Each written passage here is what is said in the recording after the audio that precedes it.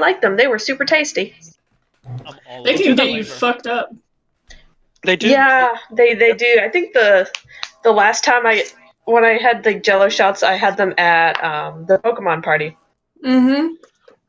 Oh yeah, the board game that is supposed to give you alcohol poisoning. Yeah. I've only really had them at Aresia, which is like the local science fiction convention that Chris comes to sometimes. And I've only really done it a couple of times, so but I'm not really a heavy drinker. Drinking doesn't run in my family. It gallops. Mm. Got him. So, when we last left off, Clementine was still meditating in the womb of the earth. Nikolai, Holt, and Salandra had just brought in all of the District 3 refugees to Wind City, where there would at least be food to eat and clothing to wear, and, at least they'd be out of the snow. At which point, Salandra and Holt were going to engage in money-making activities. Oh yeah, our mithril side hustle. I mean, I found out how much those wands are actually worth.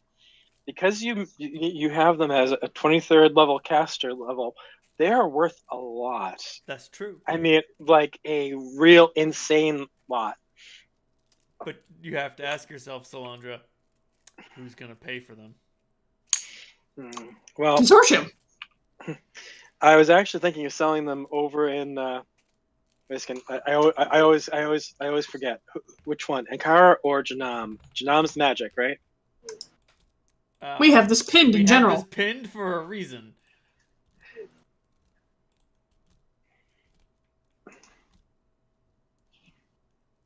Because even the DM forgets this one. Oh, dude, every fucking time. Also, pour one out for Gideon. One out. All right, Janam is wizards. I was about to say it's still loading for me. It finally loaded. God damn it. Yes. Janam is wizards. You could go and sell them to Janam. You could probably sell some of them to Janam. Well, I'm not going to sell all of them anyway. Also, unfortunately, wands are limited to 7th level spells, so rejigger your math to a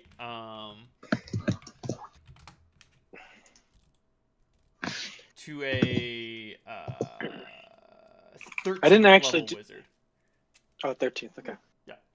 Because the most powerful ones can only ever be cast at a 7th spell level, which means they only benefit from 13 levels of spellcasterdom.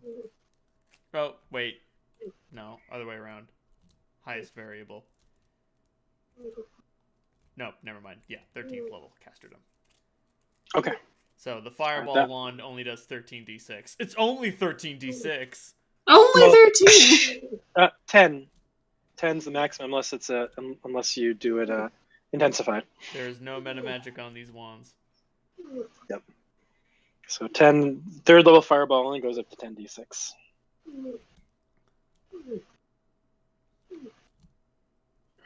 But Holt, you can't do Salandra's mithril side hustle. You're too busy going to District 4 and thwarting an assassination by assassinating the assassinator. Oh yeah, you're right. I do need to get that done.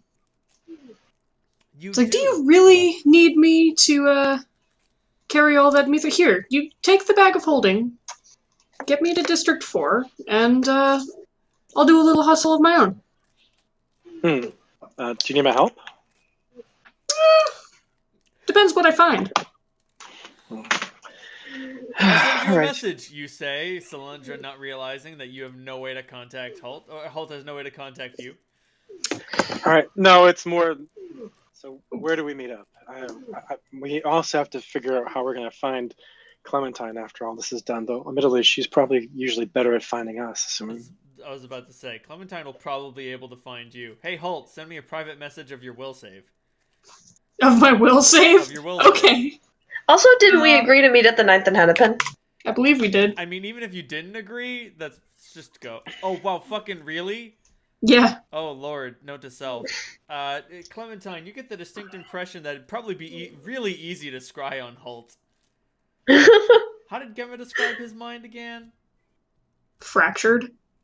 Like A fortress without walls. a fortress with its walls beaten down and its gates opened. That's me. All right, so these are not as valuable as they were, but they're still pretty valuable. Well, wands just have flat values. It's about the spell level. It's the caster level actually changes the value according to the stuff in the magic item creation stuff. Not according to the in accordance to the item creation stuff. This is just how much they're worth, says the rulebook. Okay, but the value changes depending upon the number of charges and the caster level. The value, the value to create. Yes, you're correct. But apparently those are the selling rates. I don't make the rules, Dave. I thought I was going by the rules. So it's based on the level of the spell in the wand and who constructed it. These were all made by a wizard. Apparently, bard wands and paladin wands are super expensive. Yeah, that was strange. But the thing is that when you do that, it's assuming the caster level is the default caster level, which is like third for a wand for a second level spell. Dave, I don't make the rules, man. Okay, no, I literally this is how the thing worked. But, all right. You have one set of rules for creation, and I have one set of rules for sales. I don't know how this affects positively or negatively your profits. A lot. Let's see. Wands.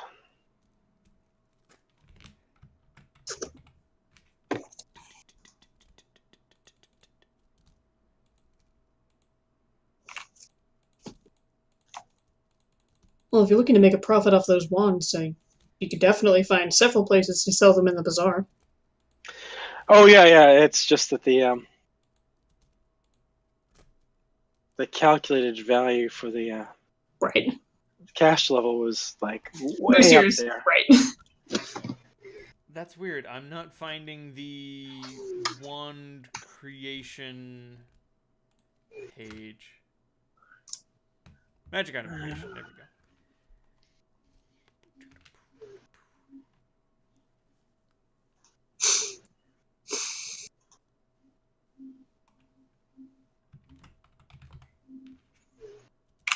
Wands. Shit, that was the page I was just on. God damn it. Family heirloom. My favorite.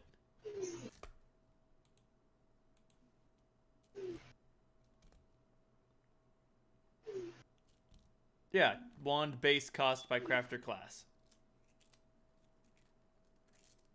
Prices assume that the wand was made at minimum cast level. The cost to create a wand itself is half the base price.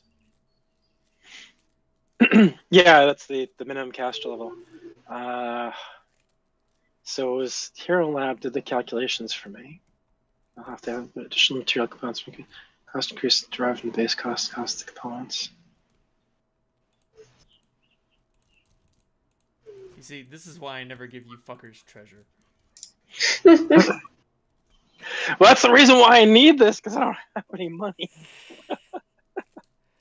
Okay, right. So it's spell level times caster level times 750. Oh, so it is caster level, isn't there? Yeah, that is. Or do you want me? That is for the base price of creation. So, but we're going to go with the price that the base price in general is the cost, right? Yeah. Okay. For the sake of mathematical ease. Solandra, how many points do you have in diplomacy?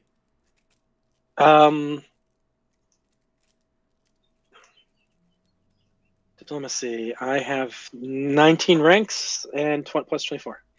How many of them are provided by a magical item? I believe I just have one rank of my own. Okay. Number one, that. Number two, how many ranks do you have in appraise? I just have a default +8. Okay. Well, I mean, if that's what they say they're worth, then that's what they're worth, right? Great.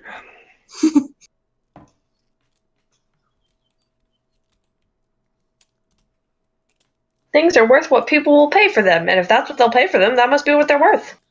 Right? Salandra, you skipped economics class. Yep. There was economics class? Oh yeah, Aziz teaches an economics class. He's got like maybe 4 students who actively participate. Huh.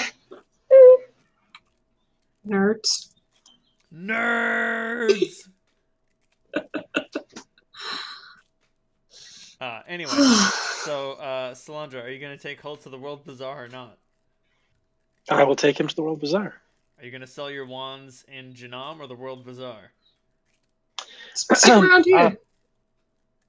The reason why I was considering not selling them in the World Bazaar was because of the fact that this is the location for the catfolk. I thought it might be inappropriate. Why would it be inappropriate? I mean, everything's for sale here. Because if Deuteronomy figures out that you sold his wands in the World Bazaar, he might get upsetty. I'm not thinking of that. Of course not. Does that seem like a reasonable thing if we're going to be doing this somewhat morally ambiguous thing? I'm chaotic. It's not as if the new cat thieves will be out and about looking for the wands that used to belong to the set of the thief taker's tools. Although, if anything, it would give them a nice little practice mission to acquire all of them as we spread them across the district. I was about to say, you mean one practice mission? Like 50 practice missions. It's like Thief Gold on steroids. Holt shrugs.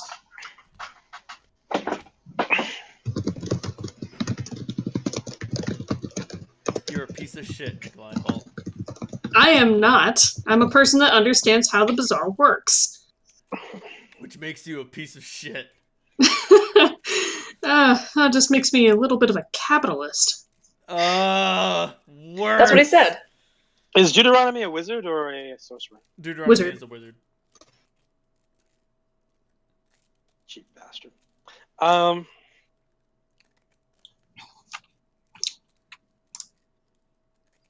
It's sort of Okay, a little bit of both. Like, he definitely has sorcerer's powers, but he can still study spells.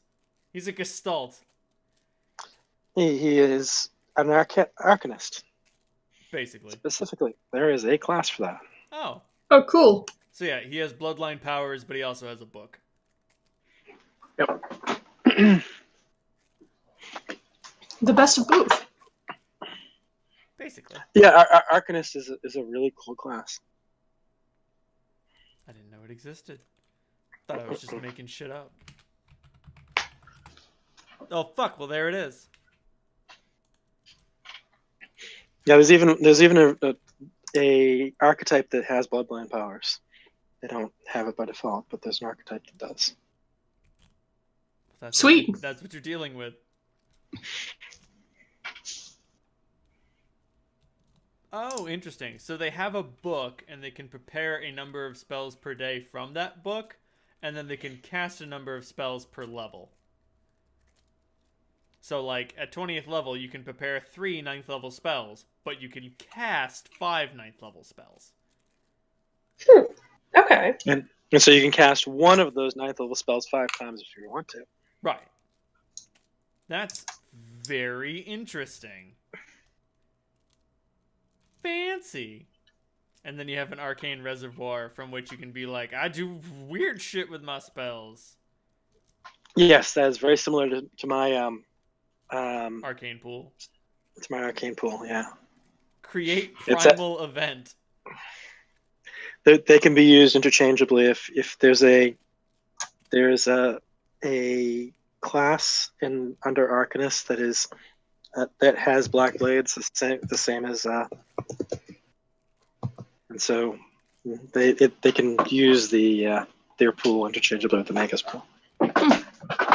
Fucking mean. That's cool. So do you guys teleport to District 4 or not? Yes, please.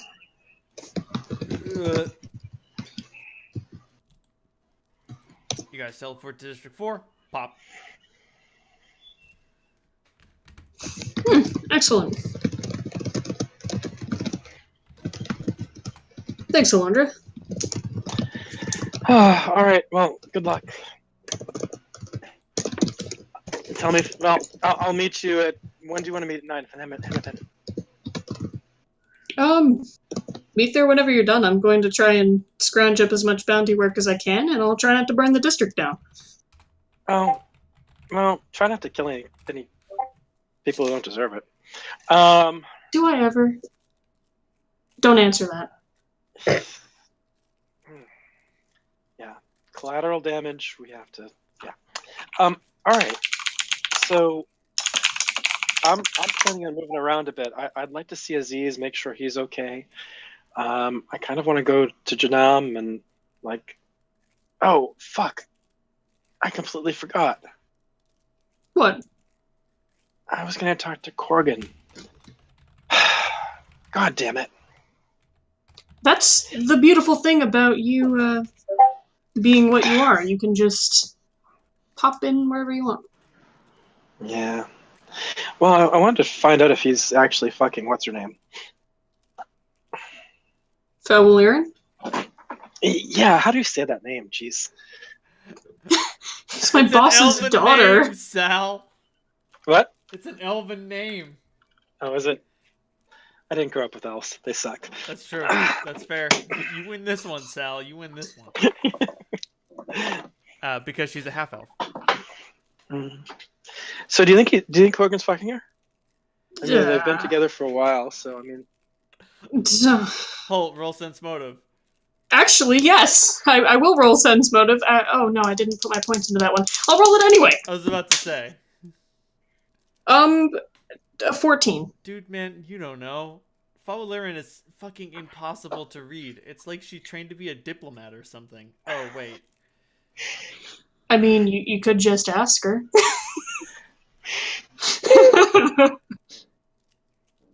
I don't think she likes me very much. I wonder why. Well, I was trying to be fucking supportive of Rivo. Fair enough. I was, it was at the time where things were a little delicate between us, and I figured, all right, I need to show this freaking idiot that I know he's one of the team, even if whatever.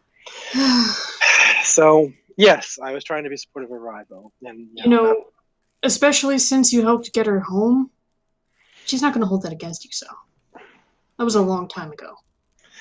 Yeah. Don't beat yourself up about it, okay? He pats her on the shoulder. Well, yeah, I just want to find out if they're fucking, because it'd be awkward if if they're a thing, because kind of been interested in Corgan for a while. So. Isn't Kira all about free love and shit? Yeah, but I'm not sure if Valerian is a Marduki. Believes in sharing? Yeah, I don't think Marduk's big on the whole sharing thing. Fawaliran is... Holt, you would know this. I would, wouldn't I? You know that, she's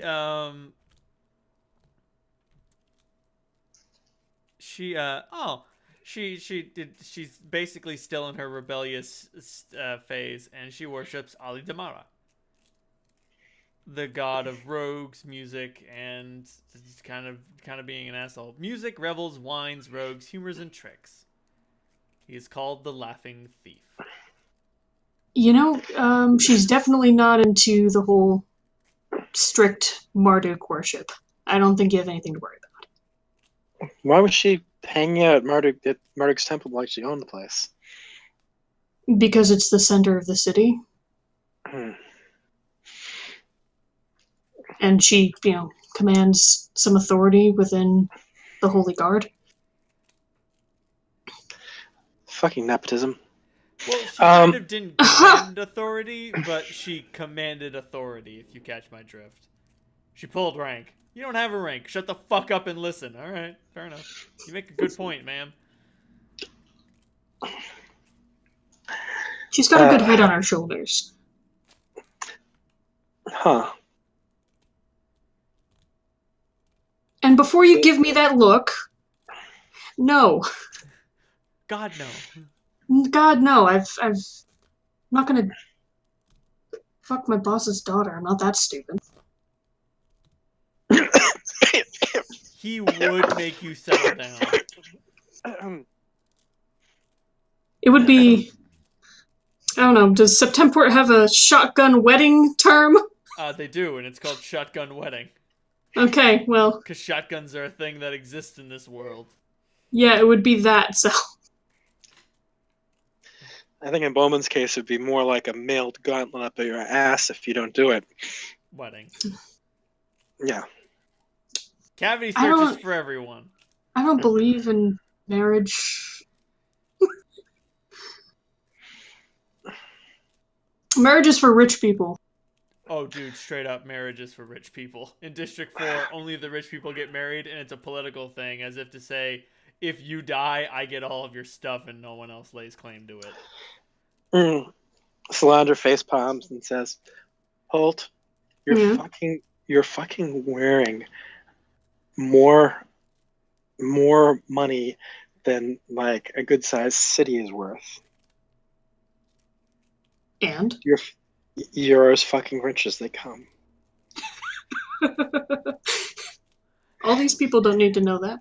Well, that's weird, Holt. You don't feel wealthy. Actually, I do. Oh. I'm the one toting around astral diamonds. That's fair.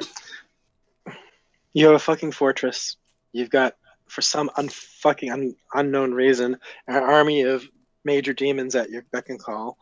Well, not really, because you can't really move them anywhere, but you do have an army of demons. I suppose I could move them somewhere if I gave them orders, but you guys don't want to let me do that. Holt, make an intelligence check. A nat 20? Oh, so a nat 19? 20. You remember. You remember that you have 5 days before your demons get towed. Yeah, I know that. Okay. Just making sure that you remembered. Otherwise, Solandra was going to hear rumors about the terrible things that were going on in the Hell Jungle. To that end, Sal, I might need to take a little trip to the Hell Jungle before we go below. Yeah, I was wondering if there's a couple of thoughts. One thing is, do you know, and I know that Gemma won't volunteer this information to you unless you ask him, Mm-hmm. do you know if there's a way of taking the fortress sort of out of phase with normal reality so that the demon's influence won't be felt? I'm not sure if I can even wrap my head around that concept, Sal. But I'll try.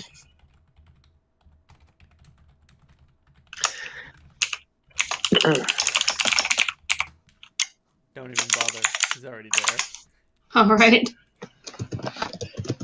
No. The answer is no. Well, Emphatic no. there is one other thing I can think of, but it would require a massive ritual. I'm listening. Not sure if this will work on you, but let's just check. I cast protection from evil 10 foot radius. Oh dear. Centered around Holt. I'm not sure if you. Hopefully, you can get through this. This is gonna hurt, innit? Yeah. You immediately collapse in terrible agony, writhing on the muddy, shit-filled ground. Fuck! Smashing your hands on it as you experience approximately 8 childbirths worth of pain. I lift the spell. All right, so that's not going to be the solution then. That's like the fourth worst. That's like the fourth worst 10 seconds of your life you've ever been forced to endure. Fucking warn me, maybe! It's not supposed to affect you. Maybe we should have a safe word before you try that shit again. You did. The safe word was, "Oh God, no! Why? What have I done to deserve this?"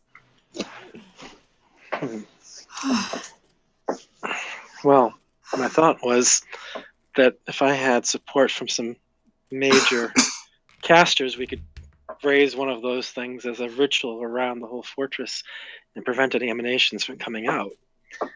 But it seems like it would also keep you from getting fucking in, so that's not ideal. He would be able to enter. He would be able to enter hallowed ground, but don't cast protection from evil on him. He needs that to live.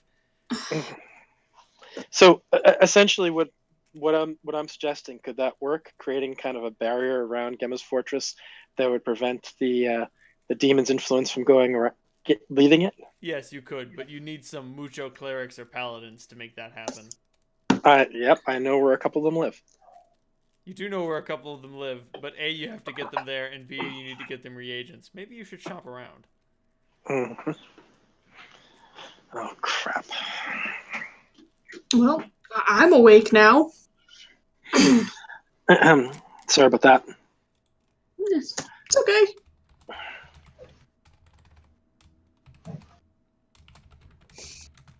All in the name of, experimentation. Well, technically, it shouldn't even affect like a full-on demon that much.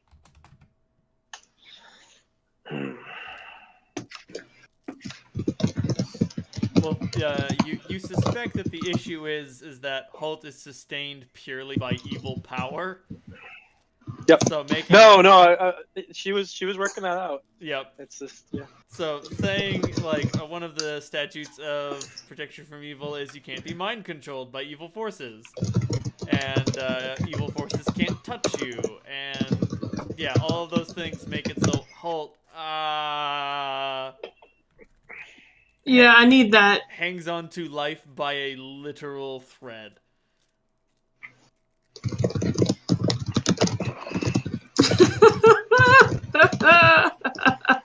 Great.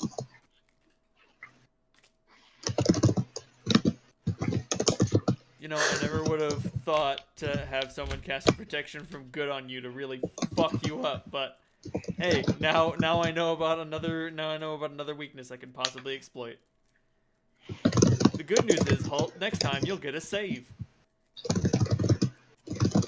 Yay! It's a will save, isn't it? It is! Yay! You're welcome!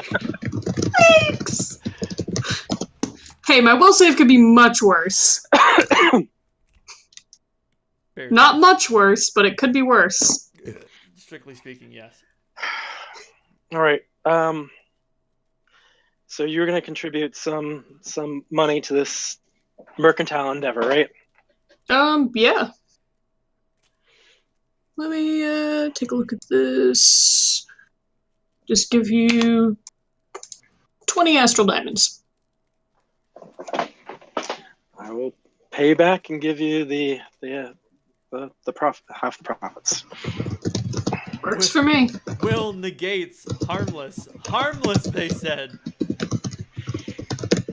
Let me just take a few things out of this bag of holding, put it in my backpack,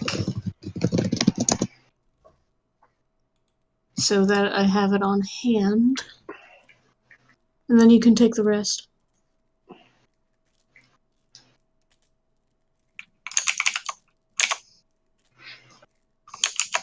Alright, cool. I've marked up my inventory. I was prepared for this. Good. Good man. Mm-hmm. So I hand Solandra the bag of holding, and good luck on your errands. Alright, thanks. Good luck on yours, and Why do you look fucking guilty? I haven't even done anything yet. Jesus, do I even want to know what you're up to? Probably not. Oh, man.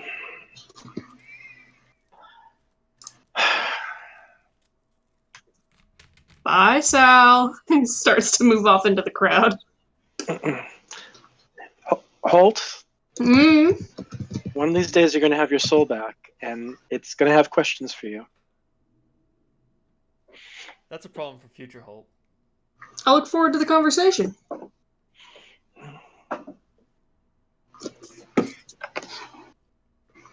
Fuck. We'll start with Solandra, because Solandra is mostly math. Yep. So, Solandra, write out and put in general your to-do list. And we'll go through it one piece at a time.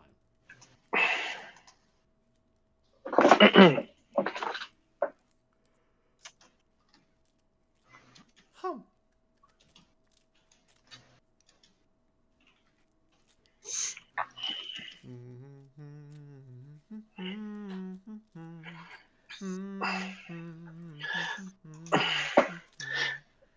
So I did have a plan, and I have to kind of rejigger the plan a bit because things aren't quite the same as they were. Oh no.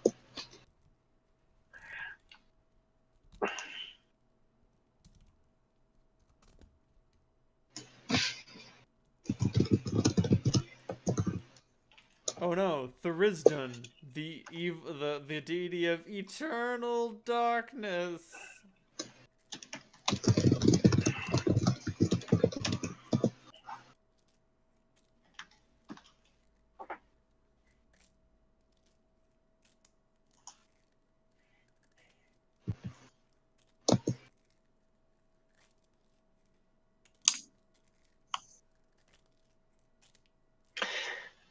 Is Lover's Vengeance actually any good? I can't quite figure out what its purpose is.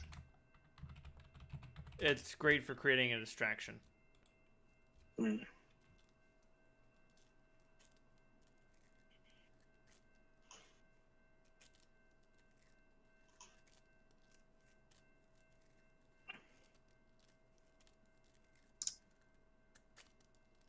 Mad Monkey seems like too much fun, though I'm sure Clementine has that one.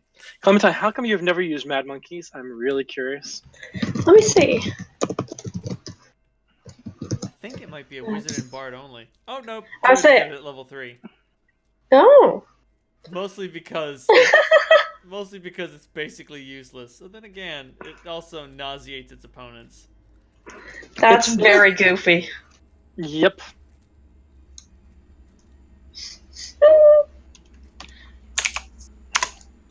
It could be very effective under some circumstances, particularly if you want something stolen from someone. The monkeys attempt one disarm or steal combat maneuver each turn. Jesus So Christ. it's actually not useless, from what I can tell. I'd love to do it. I'd love to use that spell on Daskius. It'd be so much fun.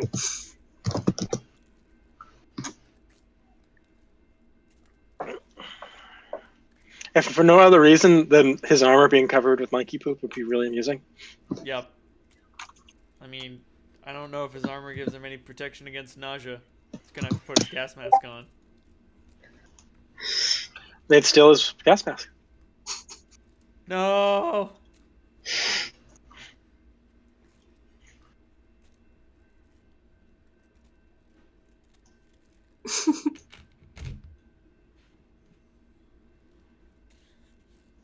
Barbosa, you should be dead. Like, twice over. Fuck. Man, but like... But Christ. he's not The getting his first lines Pirates of the fed to him by Caribbean any is of just such an outstandingly good movie. I really like the second one. That's because you're a huge bitch for Commodore Norrington. And that was his movie. That's true. Listen, Yes? You're right. I was gonna ask, what are you gonna say? What are you gonna say, Cap?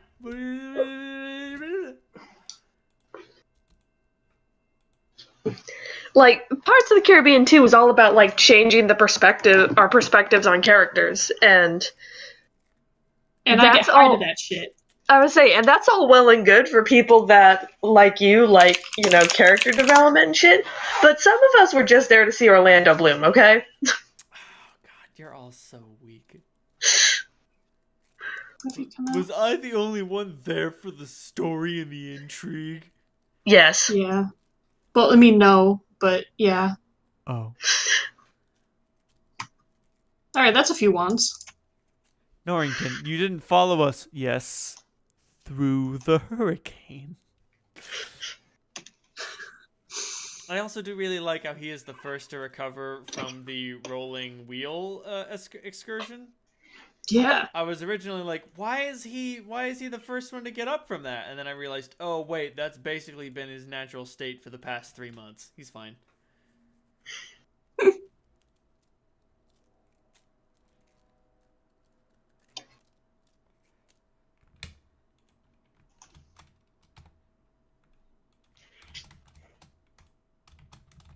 Wand of Scare.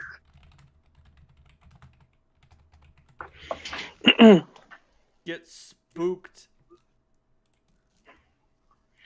Let me just check. When are arcanists, do they get spells at the wizard level or the?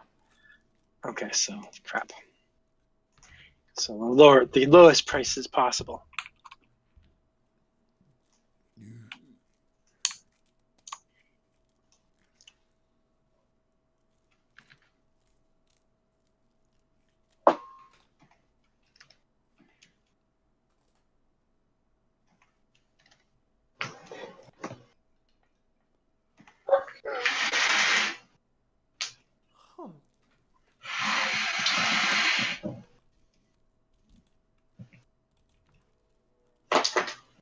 Scare. Prepare to get spooked.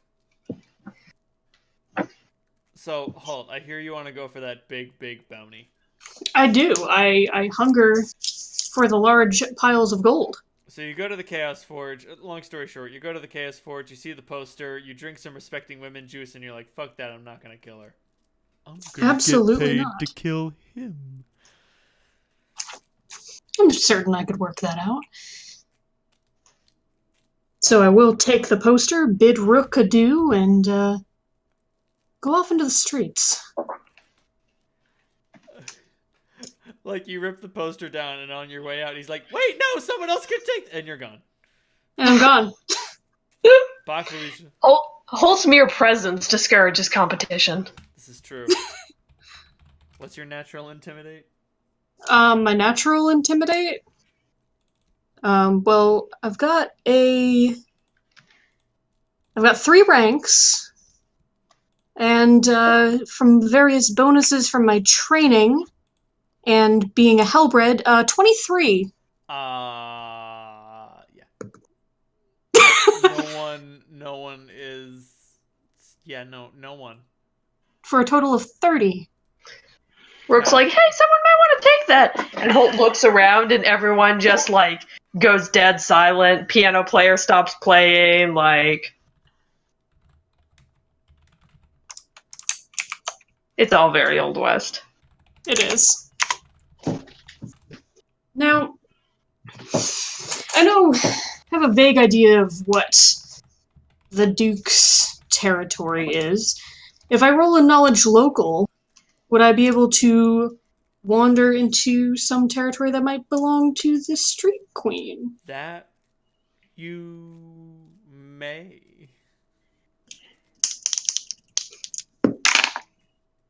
That will be a 16. Okay. So, how do you deal with filth?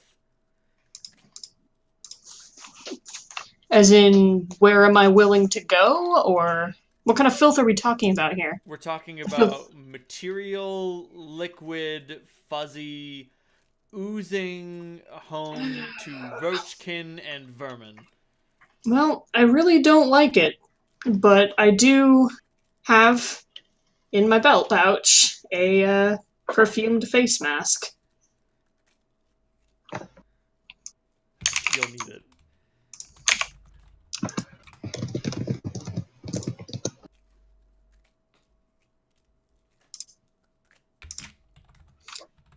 Put that on and venture forth. You slap that on, and man, rat folk, am I right? Just because they're immune to most diseases, just because they're immune to filth fever doesn't mean they have to rub it in your face. I assume this is all part of some sort of elaborate test of my constitution. Nah, man. Dirty fighter. No.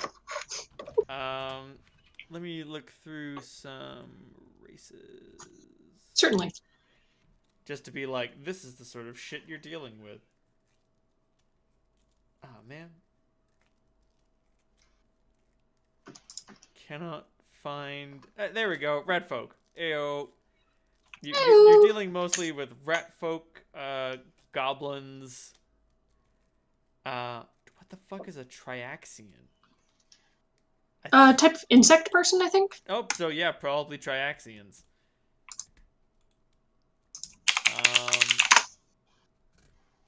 Oh, no, I've never been more wrong in my whole life. Oh, never mind. What the fuck? They're weird elves. Huh, completely hairless, with skin that ranges from deep red to coffee colored to charcoal black. Depending on what season they're born in. Huh. Okay. Weird. Alright.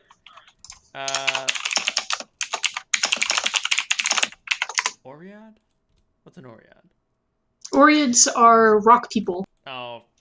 Specifically, they are elemental. They're like tieflings for elementals. Huh. So they are humans with an earth elemental bloodline.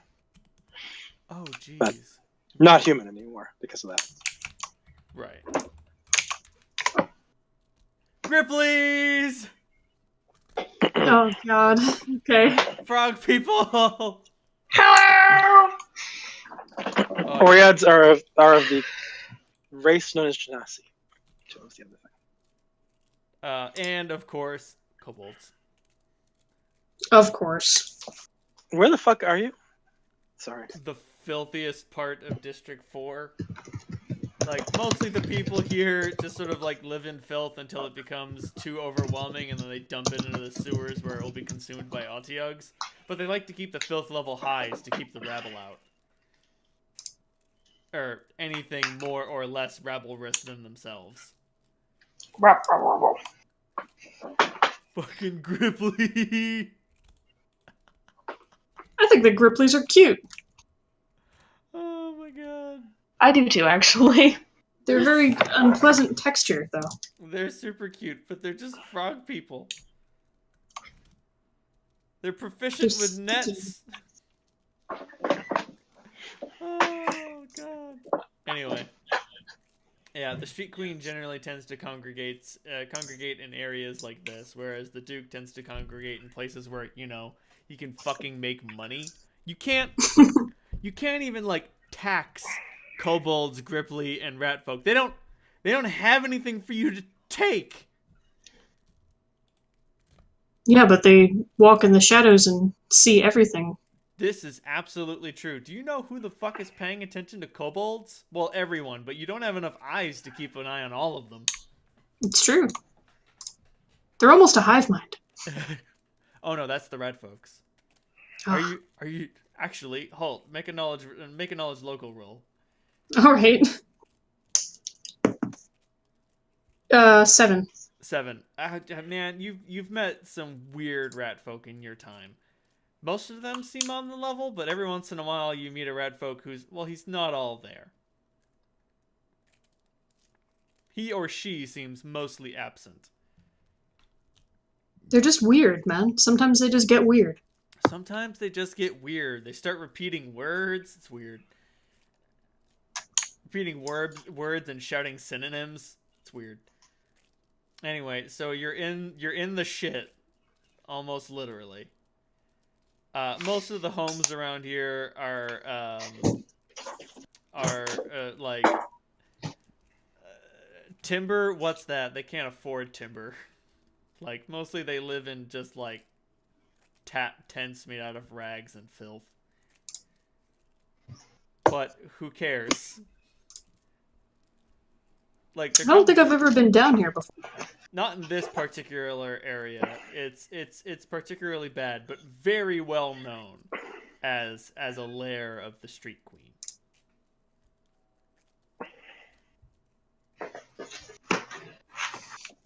Excellent. Well, I'm gonna keep walking around unless I see anything obvious, as she isn't the type of figurehead to have her own Chaos Forge. That's not exactly what I'm expecting, though would be welcome to just stumble across it. No, what I'm mostly looking for is for someone who would approach me. Got it. Make a perception check. Certainly. My perception is not complete trash. 15. Nice. Basically the filth sector, sort of like, it runs off of a series of sort of like other neighborhood raids. Okay. Like we're talking goblins stealing pies off of windowsills, clothing raids, things like that. And like, you could hire a bounty hunter to come in and take your shit back, but there's no point. It's ruined, dude. You can't. It's ruined. It's gone. Like they only ever steal things that aren't valuable enough to get called on for, or so perishable that there's also no reason to call on them for. And like, even if you did, you would never be able to recover it in any sort of decent condition. Much less the bounty hunter would be able to find it.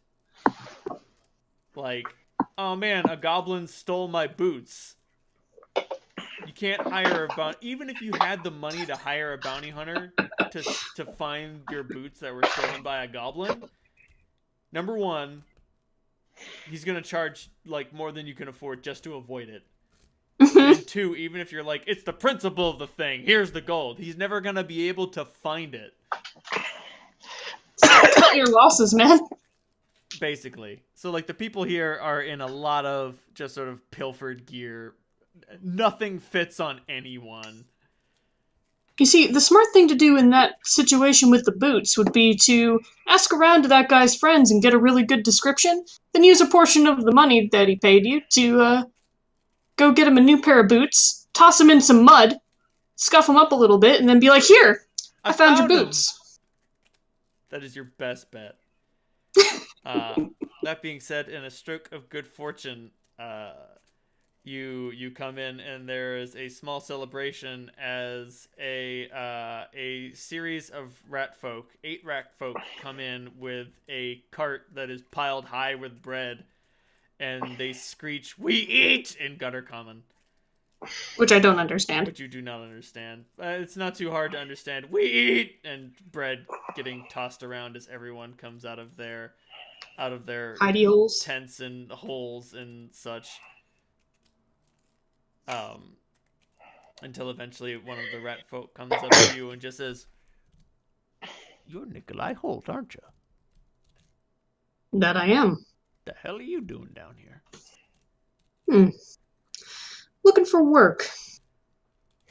And I take out the bounty that I took from the Chaos Forge. Now this bounty's pretty clear, but what if I was looking to flip it around a little bit? Think anyone would be interested in paying me for a different job? What do you mean exactly, do you think? Well,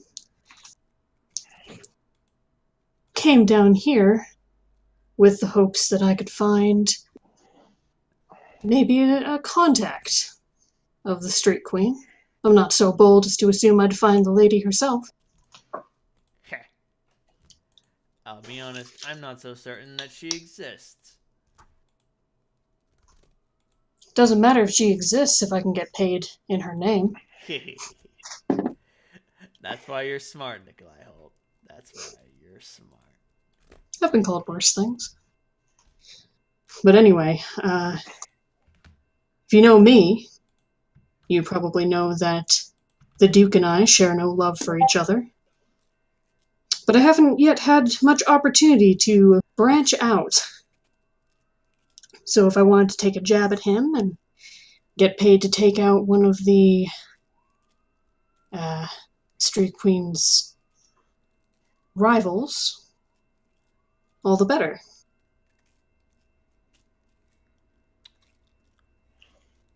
All right. Come in. Come in, out of the commotion, will you? Certainly. And he just like taps his cane on a spare bit of cobble that isn't overcome by mud, and bellows something in gutter common and raises a hand as somebody tosses him a loaf of bread. And he just starts nibbling on it as he takes you into his tent. His tent is pretty well stocked. How tall's the ceiling? Not tall enough. Okay, I thought so. You don't have to like crawl, but you do have to stoop down. That's fine. His room is his tent is it's pretty well decked out. He's got a cot. It's got a blanket and a pillow. You're not sure what that pillow is stuffed with, but it smells awful. And I mean, everything here smells awful. That's true, but it's dripping. Oh. Are we sure it's not a pillow and rather a meat sack? Meat sack!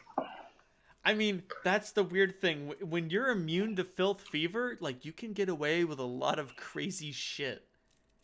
If you just want to sleep on a bag of meat, do it. What's stopping you?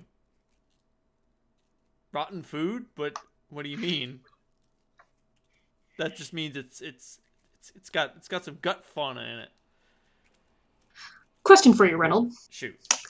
What's the name of the merchant lord that has put out this bounty that I'm holding in my hands? I will generate a random merchant name. Thank you.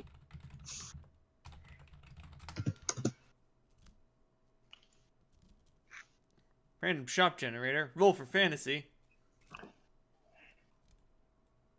Yeah.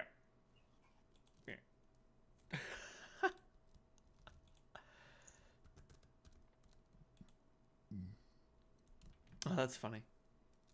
Oh, it doesn't generate names. No, it just generates wares. Really good wares, but...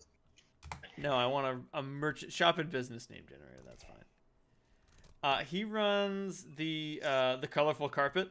The colorful carpet, sundries and wares.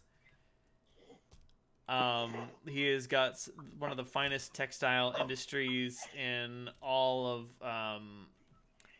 in all of the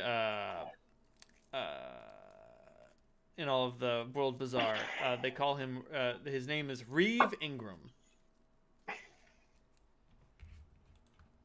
And he is... Is he a human? He is a human.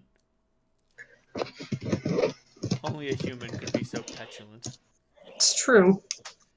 But yeah, he sells carpets and curtains and all sorts of fine things. Now, I can't say that I've had much reason to darken the doorway of colorful carpets, but this Lord Ingram sounds like a real bastard. I say to the rat folk man. He asks to borrow the poster. Certainly, I hand it over. And he simply comments, Yes.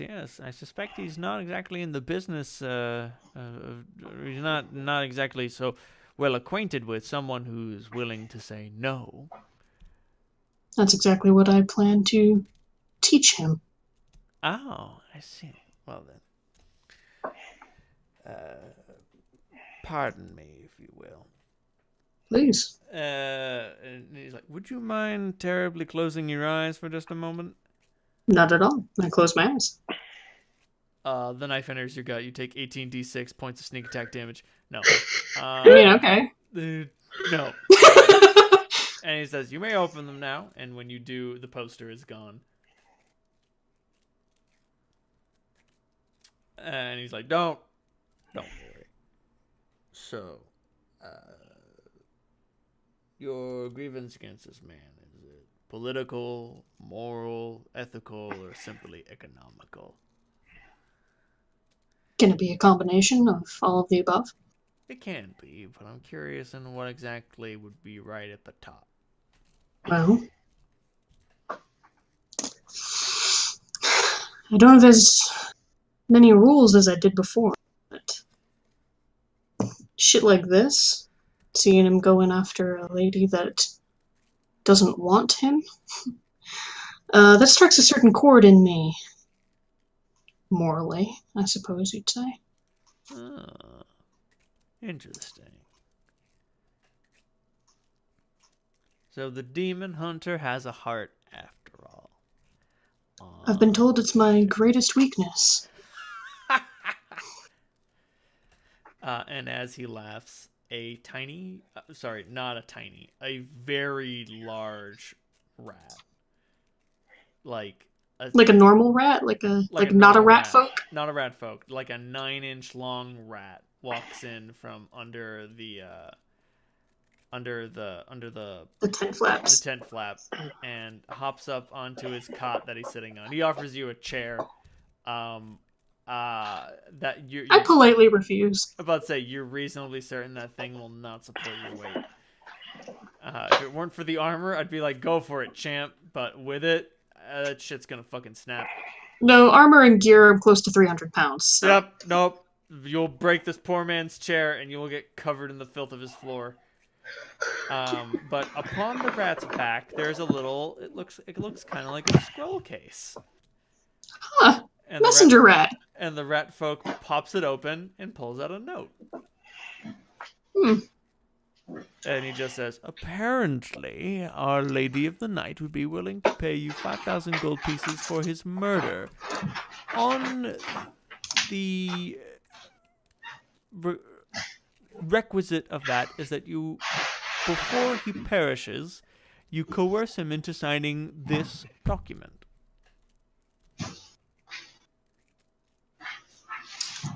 What document is? And he hands you a finely folded parchment of a finely folded scrap of vellum. I unroll it and take a peek. Make an intelligence check, or a knowledge history check, whichever is higher. A intelligence check it is. Would my knowledge of the infernal language help me at all? Yes. Let's have it give you a +4 bonus. That is amazing, and will net me 7, 8, 10. I have a 10. A total of a 10? Yeah. It's some sort of legalese.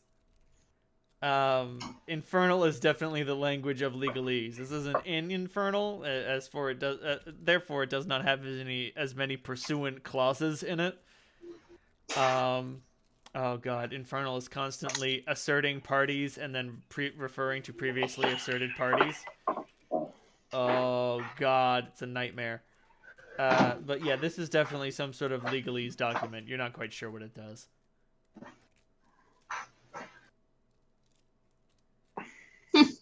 Alright then. Is this some sort of trade negotiation? Something like that. Works for me.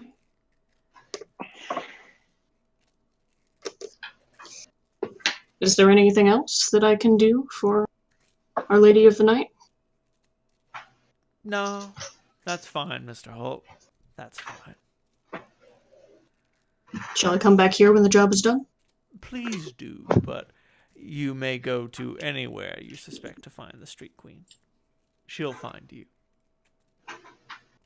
Right. I hate to put it this way, Mr. Holt, but in case you haven't noticed, you stick out a fair bit. That I do. Good For luck better now. or worse. Give him a little bow. Flash him a grin with my sharp teeth and exit the tent. Sounds good. I'm not gonna make you like roll. Holt, what level are you?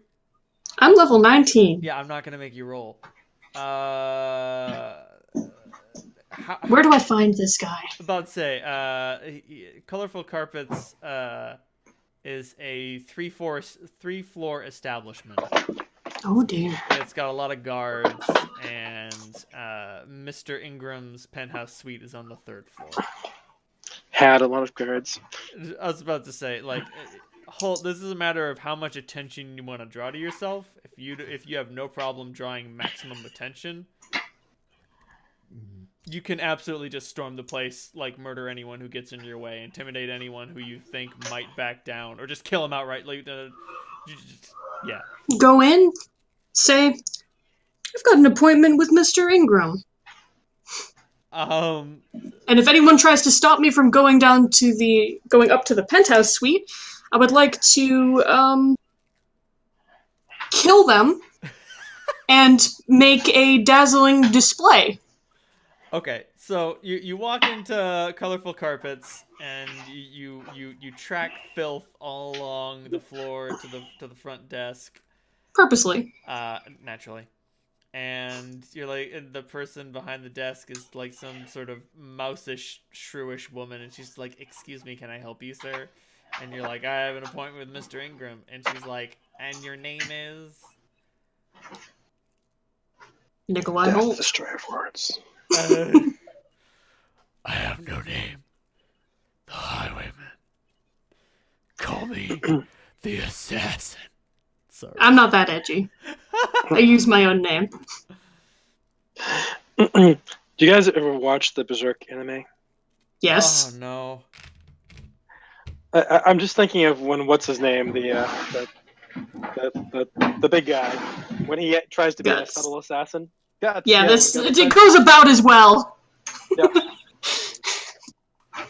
So she looks over some paperwork and it's like, "That's strange. She doesn't seem to have an appointment for you. I can pencil you in for maybe sometime the month after next." No need. He's expecting me. And she just looks at you and says, I assure you that he's not." And I lean over the desk and say, I assure you that you may want to leave. Make an intimidate roll. Gladly. So I rolled a 2, so that's going to be a 32. Oh, let's say that's a 32. So she like hides under the desk and pushes a button that sets off an alarm, and some guards show up. And like they got. Do you have damage reduction? I have DR5 versus ranged. Oh, okay. And DR5 normal. Oh. So like 5 goons come downstairs with crossbows, or like 5 goons come in like from like little guard stations around with crossbows, and 2 guys who are outside, and they all fire their crossbows at you. One of them hits and it just bounces off. I do have missile shield as well, but I'm not taking my shield out for this. Okay. So they all fire their crossbows and they all just plank off you pointlessly, and they're like, "Oh, well, okay. Leave or die." Intimidation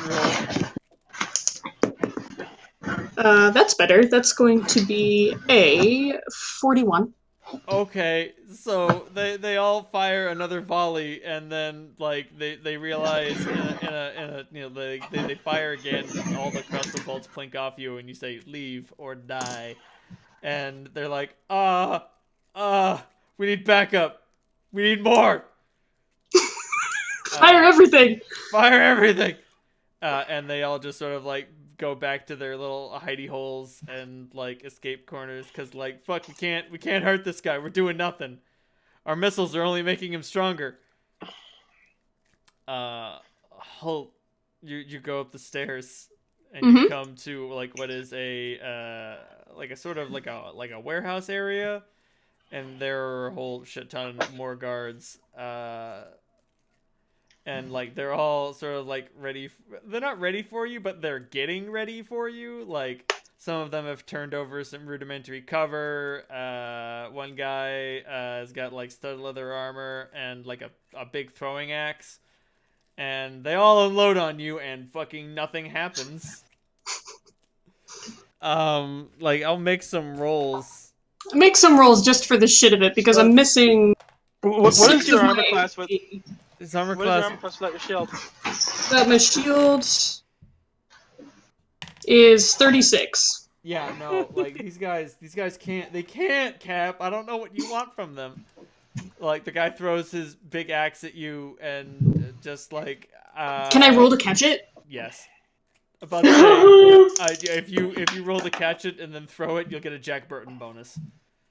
I rolled a shit. Add Where's your my combat calculator? maneuver roll to it. Oh, it's combat maneuver, even better. I was gonna roll reflex. Oh no, this is a combat maneuver. Okay, so that's a 38. Yeah, no, you just like he chucks it at you and you pick it out of the air and he's like, "What? Do you Nani? return fire?" I do. Roll it. Okay.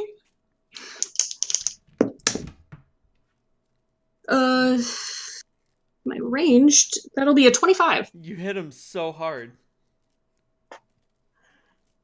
So his hatchet does a d6 damage plus your strength. It'll be 9 damage. So you throw this axe at him, and it just like slams him in the leg, and he doesn't keel over, but he's like, "Oh God, keep firing!" And they fire another volley of crossbow bolts. Oh, one of them's a critical threat. It does not confirm, and it deals no damage because it doesn't overcome your DR. God, I love these Aeromaster's bracing. So yeah, they're all like, "Hoss, what do we do?" And he like takes the axe out and he's like, "Draw swords, get in melee combat." Oh, you don't want to do that. He is gonna try to hit you with his axe. I let him. Oh, cool. You take you like it fully expose yourself for a blow. You take 7 points of damage from his axe. Awesome. I would like to vital strike him. Roll it.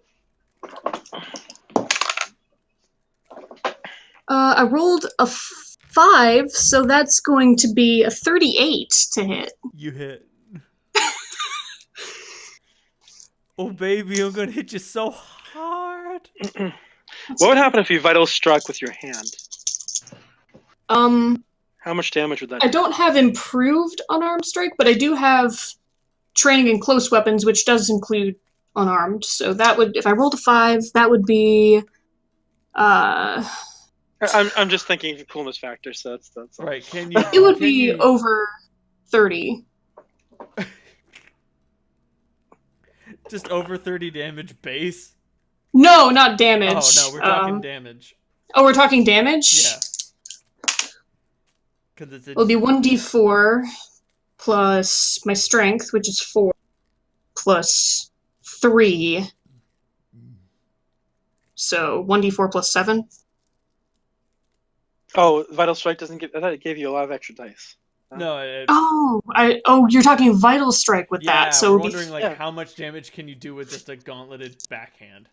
With a gauntleted backhand, that would be 4d4 plus plus 4 plus 3 plus 6. So 44 plus 13. Yeah. Okay. But if you want to use the bastard sword, you can use the bastard sword. You can do whatever you want. Fuck it, I won't punch this guy now. Do it. I want to do it. Roll those d4s. I only have 1d4. You only have one. You have 3 giant bags of dice, and you have 1 fucking caltrop. No, I don't. I just don't feel like digging through them to get them all. Not like I have a bag of d4s the way I have a bag of d6s. Big money, big money. Awesome. Plus 13. So it'll be 24 points of damage from a vicious backhand. Oh my god. Well, first things first. Some D4 disappointment and memes. And then you fucking kill this guy. Like, you give him a backhand and you slap him in the skull, and like his jaw goes slack, and then his neck goes snap, and he just clatters over in a pile. I take the axe out of where he embedded it in my body, take it out, and toss it on the floor in front of his friends. Roll that beautiful deadly flourish roll. Dazzling display? Dazzling display, pardon me. Dazzling display, deadly flourish. Oh dear. That's gonna be a 47. They run. Some of them hide among the sundries. One of them jumps out of a window to escape you. It's only a 2nd-story fall. He has a greater chance of surviving the fall than he does against you. Alright, that works for me. Up to the penthouse. You go up to the penthouse. I'm gonna pick up the pace a little bit, because I don't want this guy to fucking run. Right, yeah, you get up there, and I mean, consider, it's been 30 seconds. Oh, you're right. It's been less than a minute. Well, not Time exactly. flies when you're having fun. It's not exactly 30 seconds. So, like, you walked in, you got attacked twice. That's 30 seconds. You went upstairs. That's another. That's 50 seconds total. So it's been like 2 minutes, maybe. So it's been like 2 minutes. Like, he can't get that. He doesn't even realize something has gone wrong. Like, he knows that he heard his guard shouting, but he's like, "What? What's going on? I have 10 of you. You're here to protect me." You kick down the penthouse suite door. You go up another flight of stairs. You kick down the penthouse suite door. I don't want to kick it down. I want to open it. Okay. The door is locked. I shoulder check it. Make a beautiful strength check roll.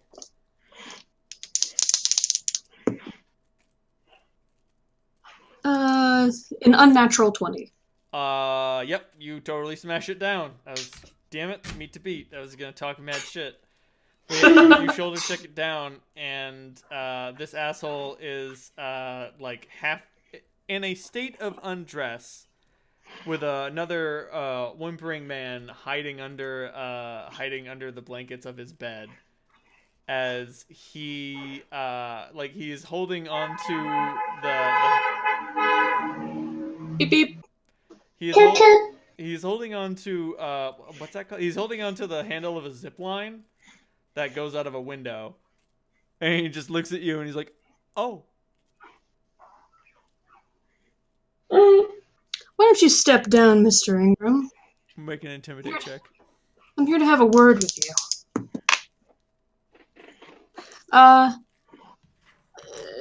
48. Okay, now make a bluff. Gladly. That'll be a 31. Oh, okay. Since when have you been putting points in bluff? That will be my versatile training. Oh. My BAB as my skill in bluff and intimidate. Oh, well then. Hi. Hi, Holt. How are you? So you say you should step down from there. We have to talk. And he's like, "Oh, all right, whatever. This is just a very aggressive bounty hunter who's been sent here to make some negotiations. You know, you can kill a couple guards. That's fine. Par for the course in District 4. Par for the course. You know that they know what they signed up for. His family will get a nice pension. Who am I kidding? He doesn't have any kids. I mean, none that he knows of. Anyway, so Mr. Ingram sits down at a food table, and he just gets very comfortable. He is wearing hastily donned pajama pants and equipped with basically nothing. Yes, sit, sir, sit. I'm going to come up to the table and, with a bit of a flourish, take out the rolled vellum and present it before him. I'm going to need you to take a look at this. Okay.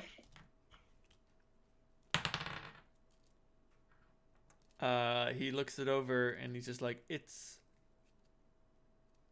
my will? And a space for you to sign there at the bottom. I don't...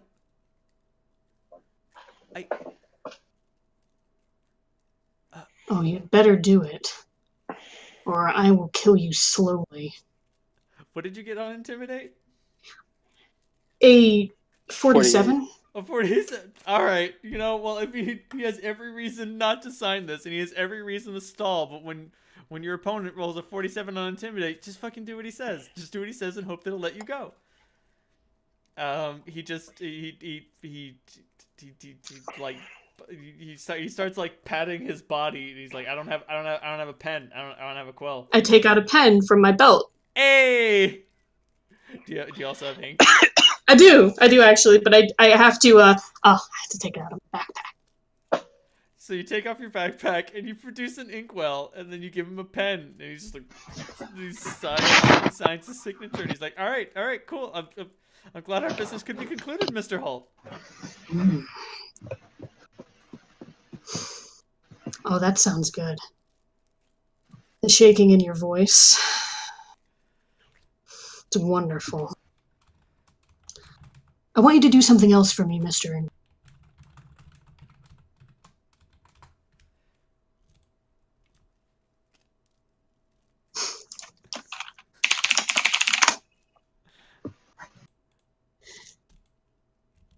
I want you to get on your knees and convince me that I shouldn't kill you.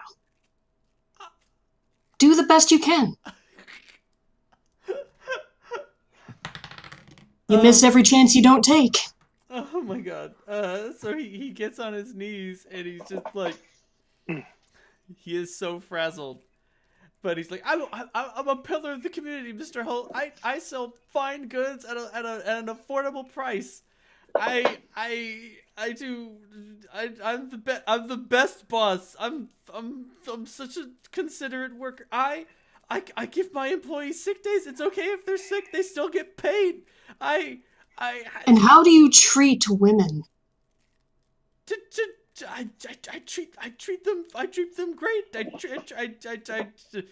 I'm a prolific. I'm a fantastic romancer, sir. I'm an upright, studious gentleman. I raise my hand. Just shh. Now, remind me, Reynold, what was the name of the woman he wanted killed?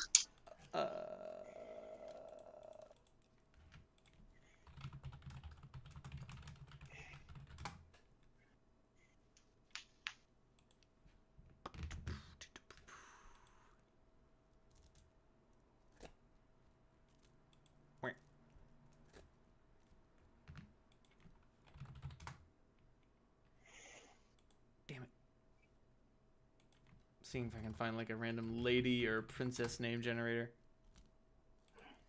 Royal Posh generator. Mrs. Astor, one Emmeline Astor.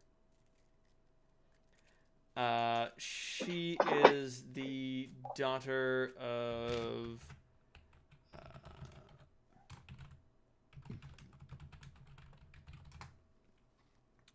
she's the famed daughter of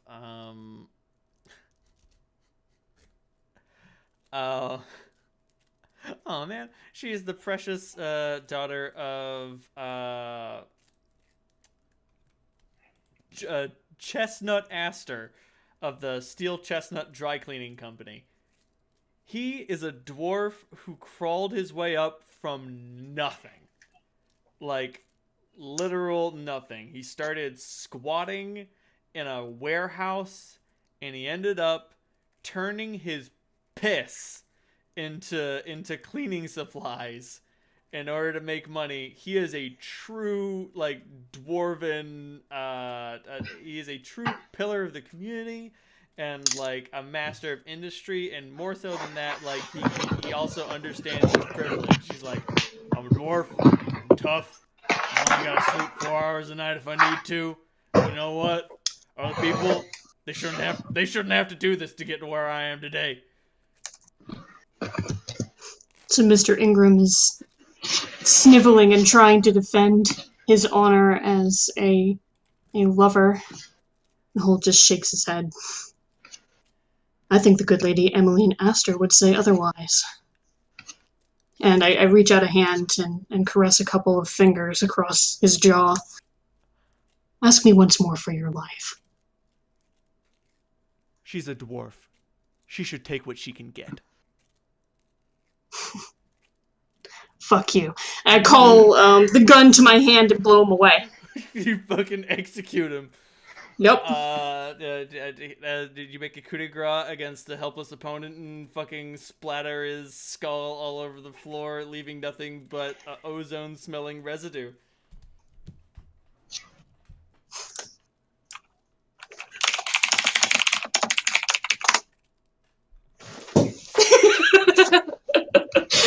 I go over to the desk and hopefully the ink is drying on his signature on the vellum. And like, kind of blow on it a little bit. You can hear the guy who's hiding under the covers fucking squeak. You're not going to be any trouble, are you? Nope.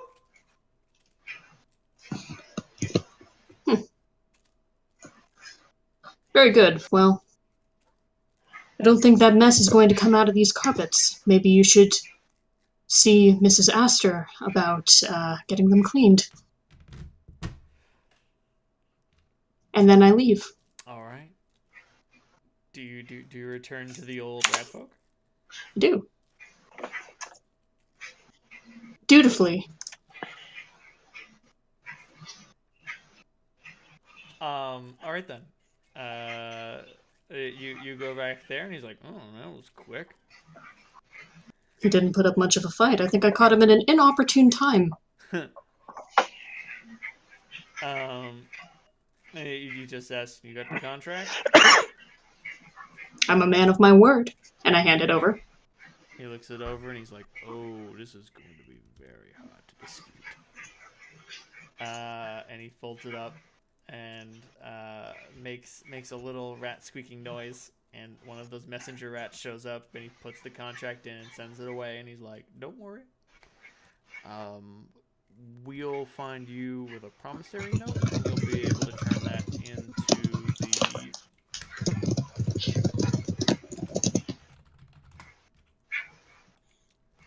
You'll be able to run that to the South Trust Financial Holdings, and they'll be able to present you with your earnest payment.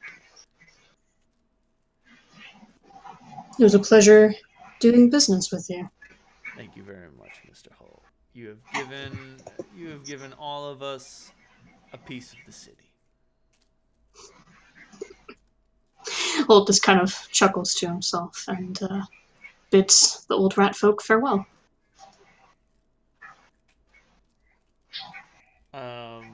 As you're walking out of the filth district, one of those messenger rats is trying to crawl up your boot. Oh. Hello, little guy. I see what it wants. And it makes it makes as if to pick it up.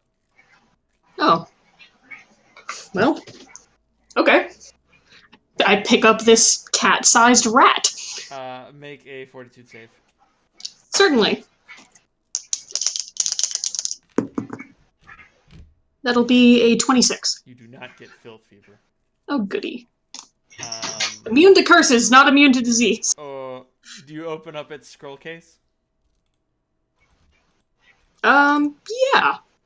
There is a promissory note from South Trust Financial Holdings. Oh, holy shit, that was fast. I owe you 5,000 gold pieces. Well, I mean, it's a big block. Like, you know, it takes you 10 minutes. I'm walking for a while. Yeah, you walk for a little while, and then, like, when you're on your way out, you're like, oh man, I can finally smell something approaching fresh air. Me.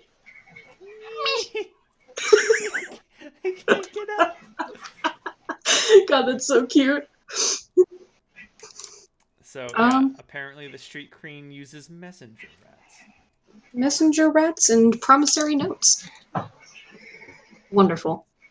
I am extremely pleased with myself. As I take the note and put the rat back down.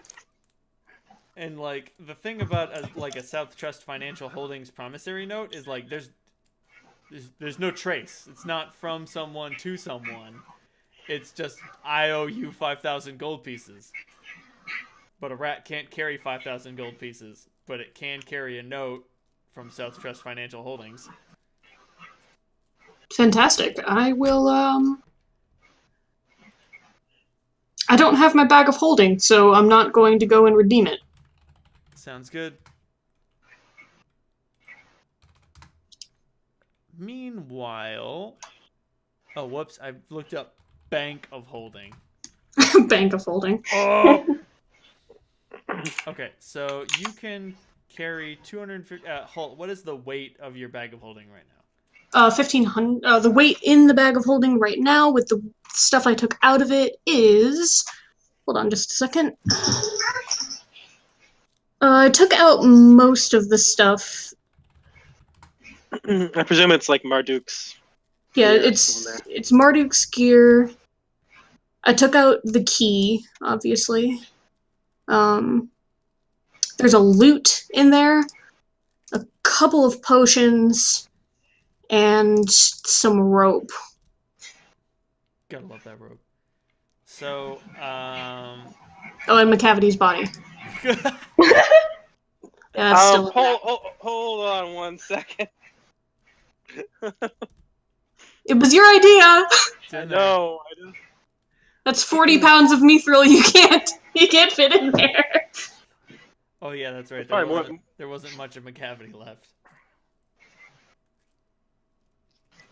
Yeah, I probably would have left McCavity on ice, literally, in District 4. Where? In the middle of the street where we went? No, whatever. Like maybe in the Sanctum in Ivan. Okay, all right. Sounds good.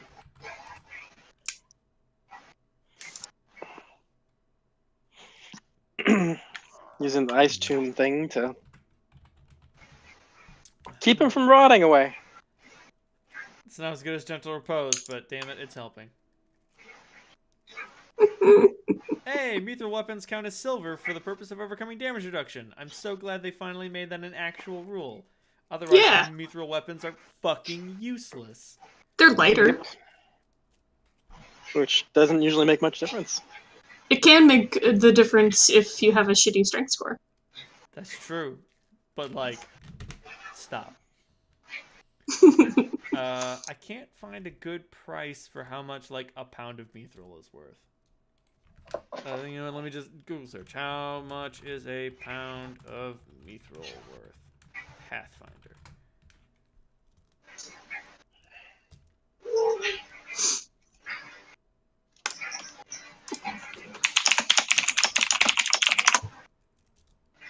Oh, God. Baby Jesus.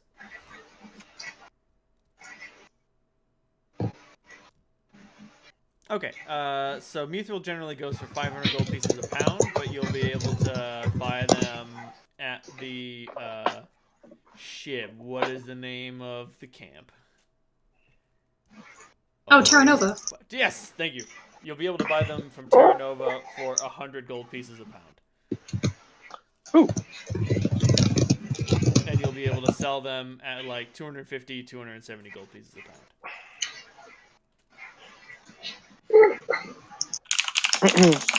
But the problem is that I really can't carry it. I can only get around 200 pounds of mithril. Number one, you can only have 200 pounds, and you can only buy as much as you can afford. Right. Well, we can afford quite a bit, but. All right, you did just sell a bunch of wands. Yep. So 10 10 pounds would be 1,000.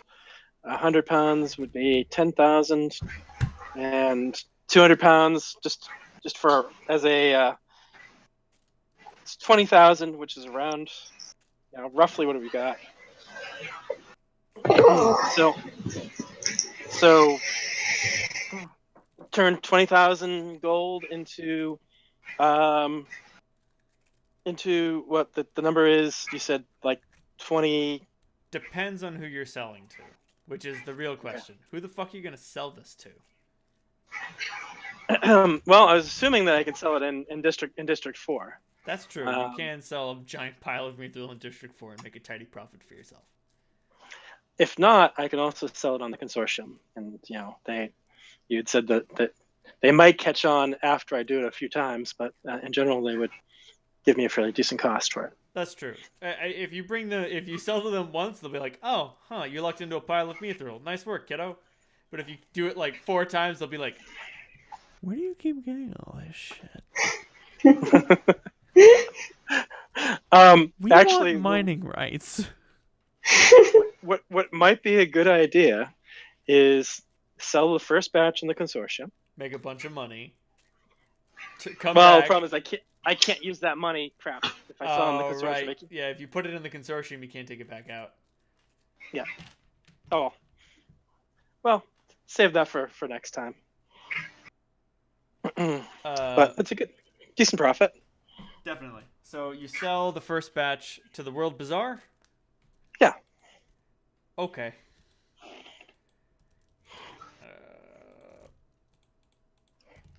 I mean, the other pounds, place. Right? Yeah, the other place would be Ankara. That I can think of, but they probably are a little closer to the source, so I'd imagine the World Bazaar might have higher prices. So here's the thing: you're either gonna have to sell it piecemeal or find someone that you can sell it to wholesale. All right. Because you're looking at 52,000 gold pieces if you want to sell it all to one person, which means you're going to need to find someone with a lot of capital.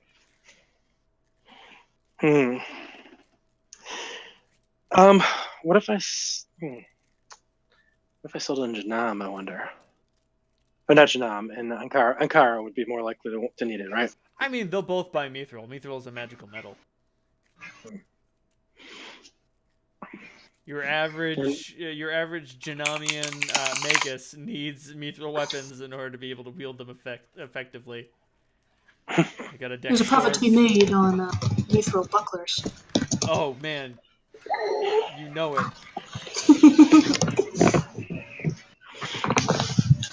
All right. Then I'll probably try to sell in first. Then I'll probably have to take a break because I'm burning through my. Well, no, actually, I'm memorizing a lot of teleports, so I have a few.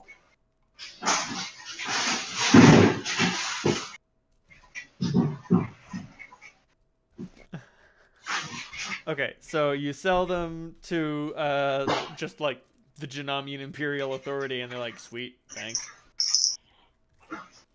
They pay you mostly in gems. They don't have it in gold.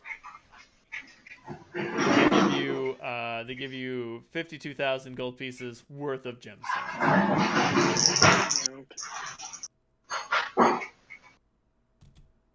I mean, if they pay you in diamonds, it kind of cuts out the middleman, doesn't it? It's not just diamonds. It's like diamonds and rubies and semi-precious stones. Jacinths and precious stones, the big ones. All precious stones, rubies and shit. Yeah.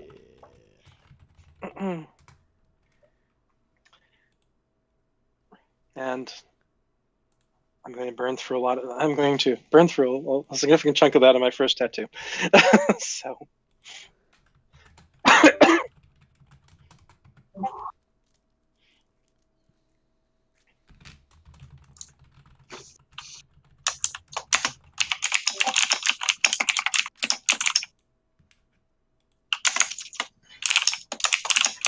But yeah, okay. So that's trip 1. Solandra, how many more trips you got in you? Well, let's see. Today I've already teleported. That was my 3rd teleport. And I could probably go back for. Let's see, how many 5th level spells do I have, and I can recover them a couple times.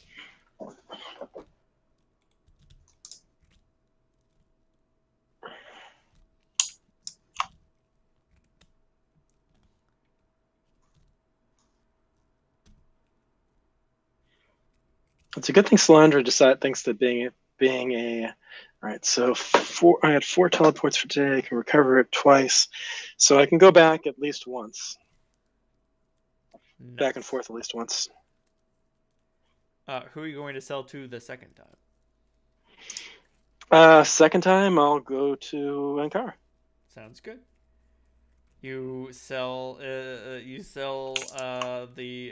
mithril, the raw mithril for 52,000 gold pieces worth. Actually, I'm using Anthol this time, so I can.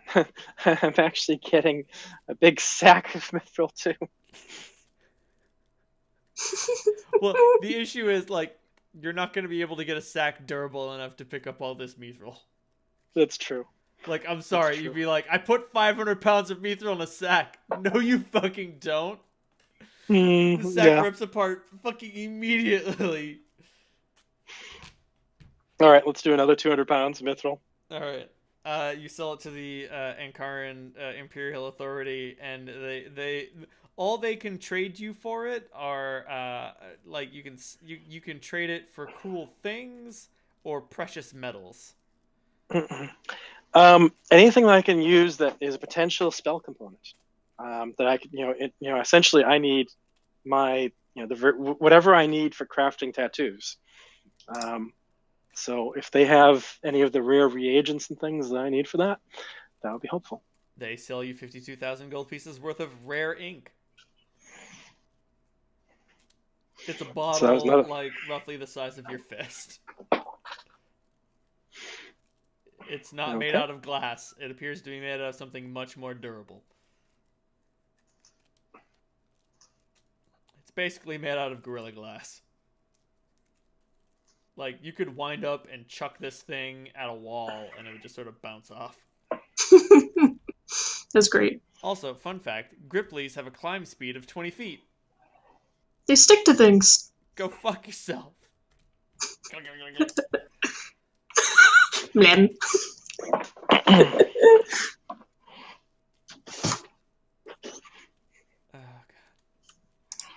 Anyway, so do you stay in Ankara for an evening? I do, and I start work on my on one of my tattoos. I'm also working on contingencies and permanencies, which don't take as long.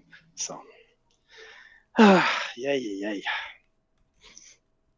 Being an arcane caster is costs money and is time consuming. It sucks. What?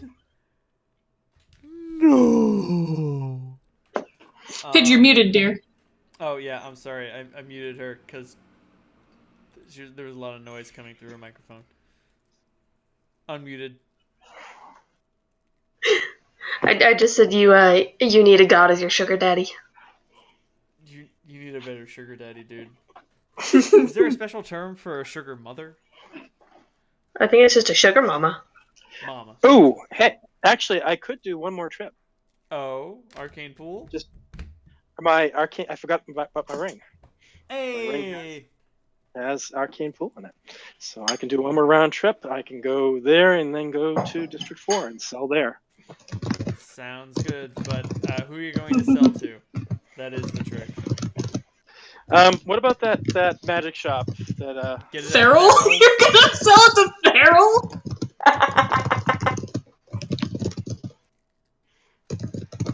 So you teleport to get it at Theral's, and you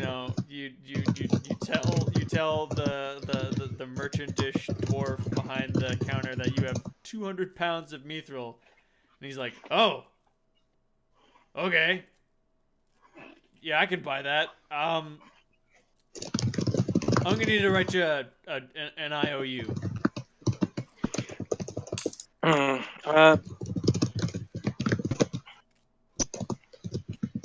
That seems reasonable. I'm also willing to take it in kind in terms of like mainly doing a lot of magical crafting.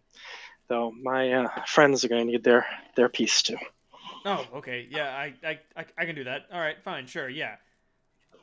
So he gets you 8,000 gold pieces worth of diamonds, 8,000 gold pieces worth of diamond dust.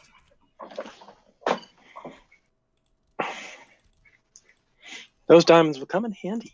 Yes, they will.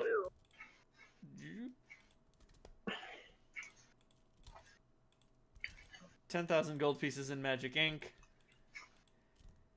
And then a 26,000 gold piece IOU. All right, can you repeat that again? So it's $8,000.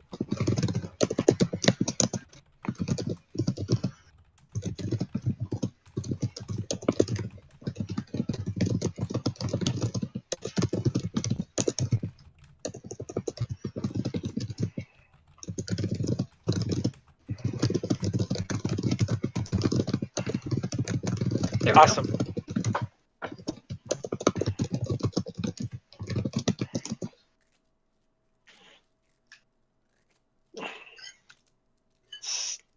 Good doing business with you. Thanks. Yeah, you're welcome. Your IOU is with the Actually, since I have the IOU, I'm going to take a look around and see what they have. it's with the Obelisk Trust Company. It sounds ominous.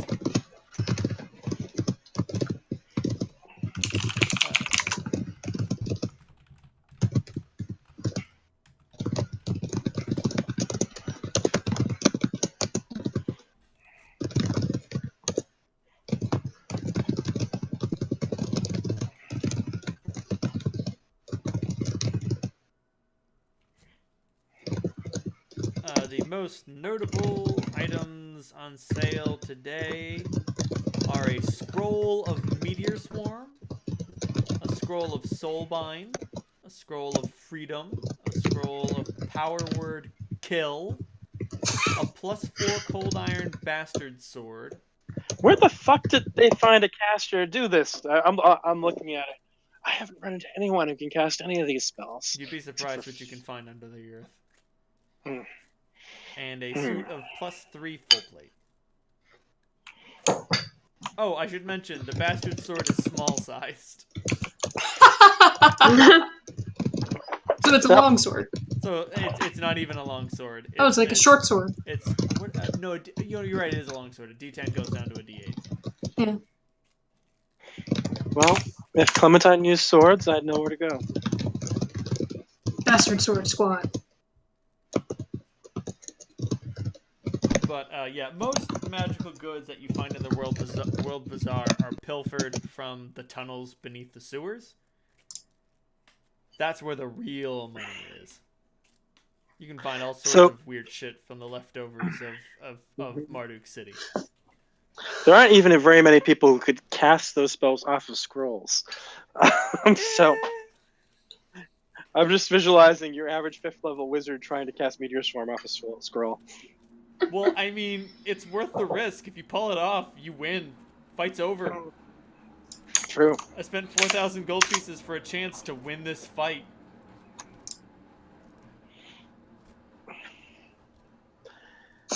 Alright, so none of the above. Are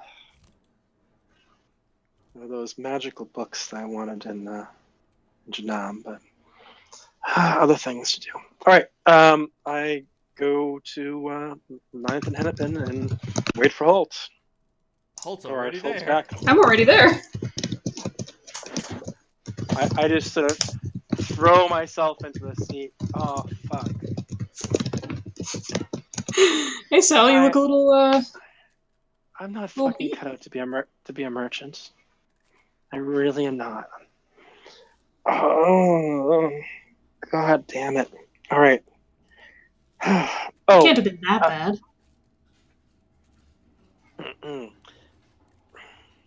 Well, we did pretty well. The most cash we've had. we've had on hand for a while. I mean, outside of where. So I'll give it to you when you have some privacy. I mean, it's not like I'm scared of anyone here, but it's It's best to be aware of your surroundings. Well, it's just best that we don't kill people for being random idiots. And a lot of money can make people really stupid. You got that right. By the way, I did get a lot of small change when I was at the at Theral's, and I did hand it out as I was going along. So I do have a belt pouch full of like copper and silver.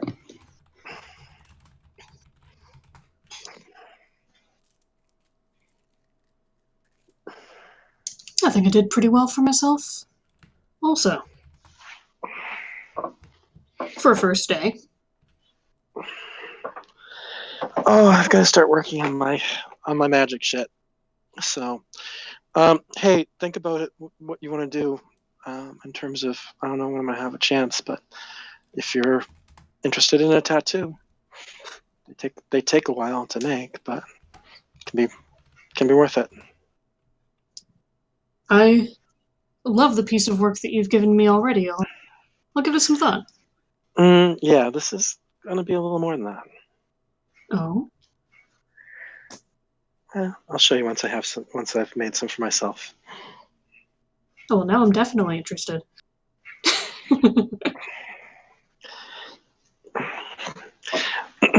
Yeah, I should start repositioning some of these. You can do that? Oh, sure. They're not really. A lot of these aren't really tattoos. They're ethereal representations of philosophical states of mind that I manifest on my skin. You put spells in them? Not exactly, but sort of. I'm a layman. Come on. Gotta use small words. Holt has his journal out and is writing something in it.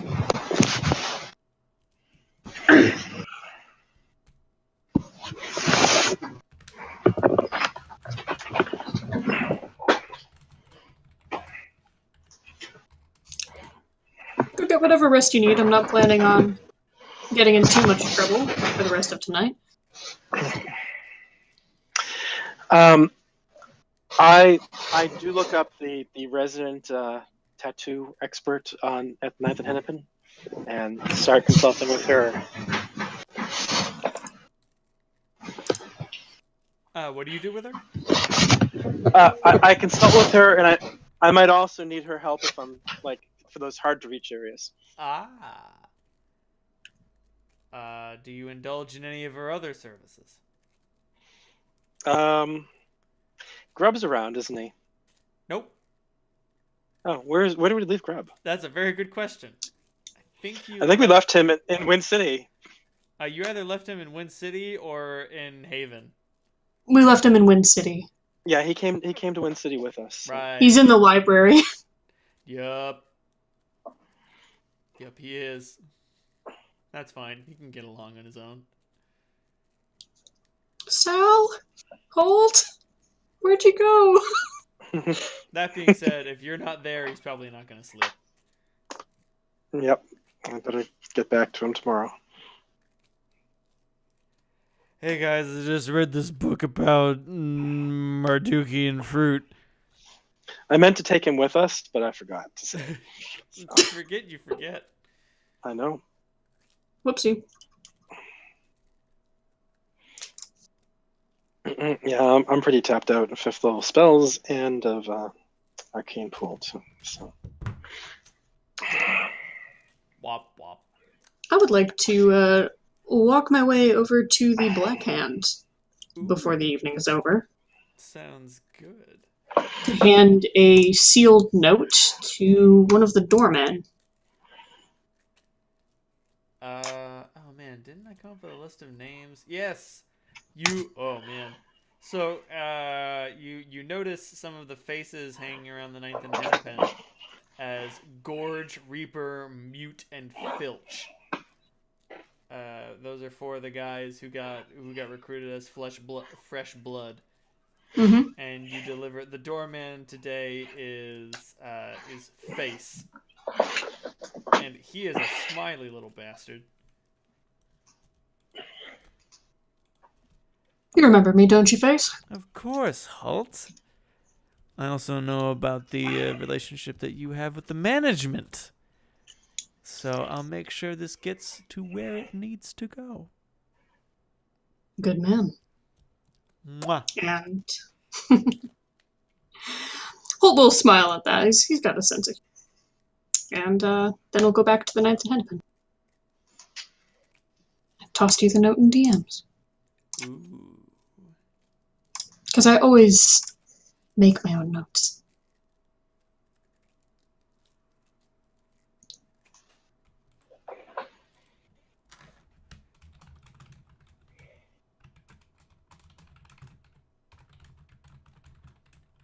I am, how you say, an overachiever?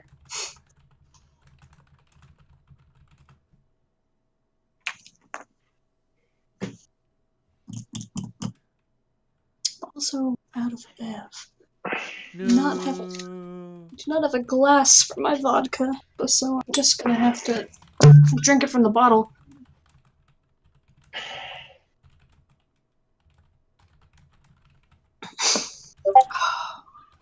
Tasty.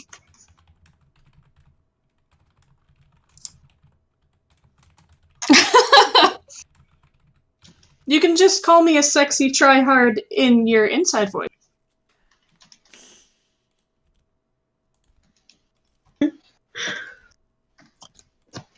You're unmuted. Sorry.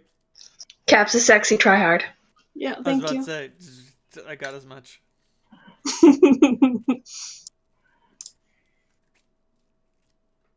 They probably need mithril. I mean, I can't think of a time when people are like, nah, you know what, I don't really need mithril. I don't need this nigh indestructible metal.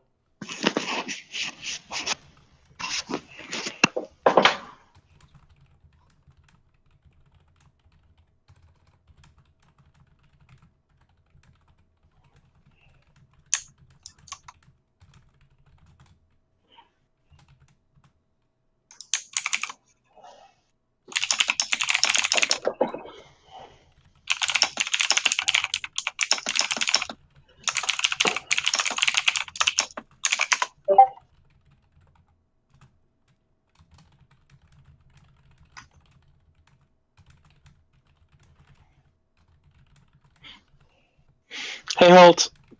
Yeah? Do you want this? What do you got? It's an IOU from Therals for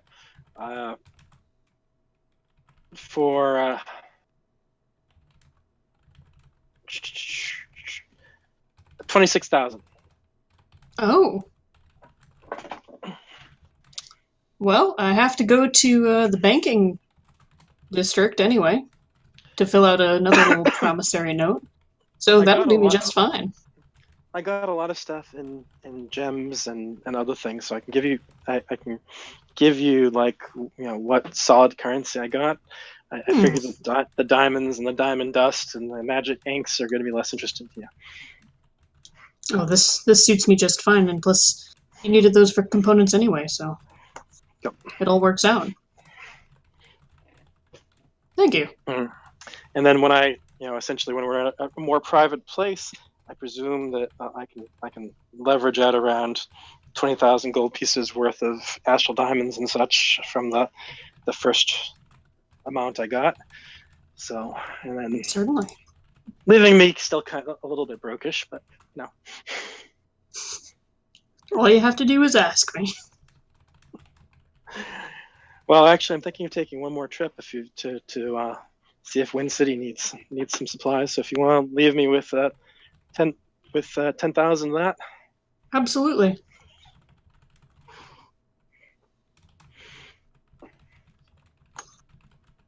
Yeah. Not a bad profit. Not a bad profit at all. In fact, better than I thought you were going to do. You should give yourself more credit as a negotiator. No, you just give me. I have something really valuable, and I'm able to move it really fast from place to place. it works. It's just really boring. You do look like you're about to drop dead from boredom. Yeah. But I want some fucking tattoos. Oh, man.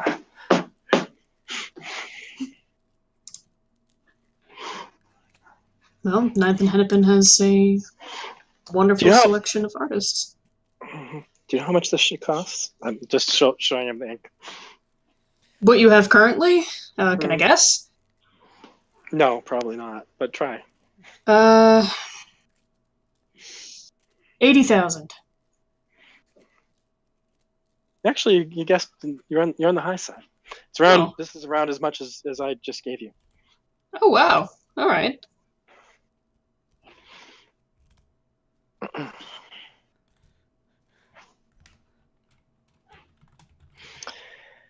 Oh, fuck.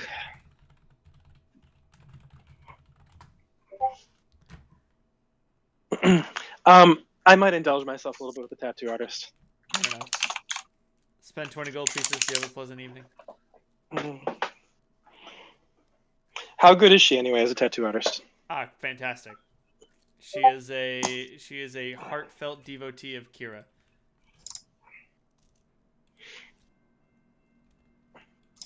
A heartfelt devotee. And the Holy Guard can employ mithril. It's silver, but better, so yes, they want it. Okay. Oh, fantastic.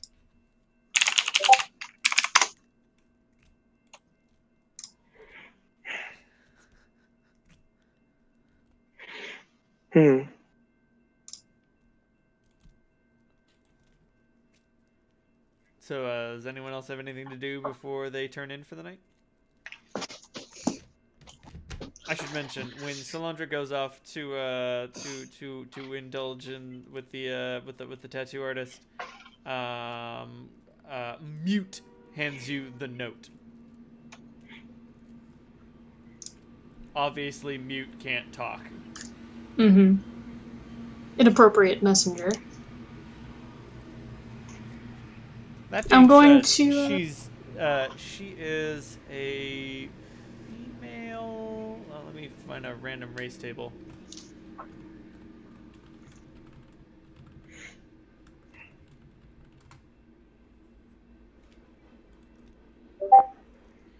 Rap.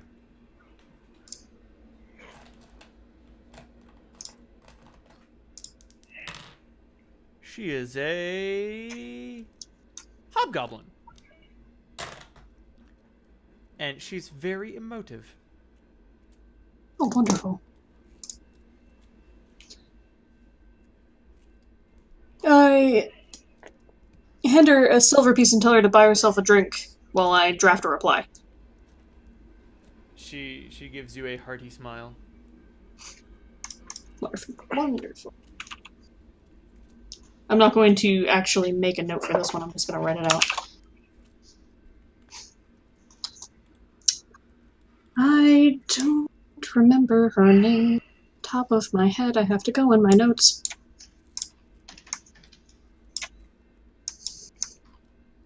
I don't suppose that you remember the name. Neomesa's Gorgon sibling. Riate! Riate! Thank you! I only remember because you have reminded me in the past. Perfect.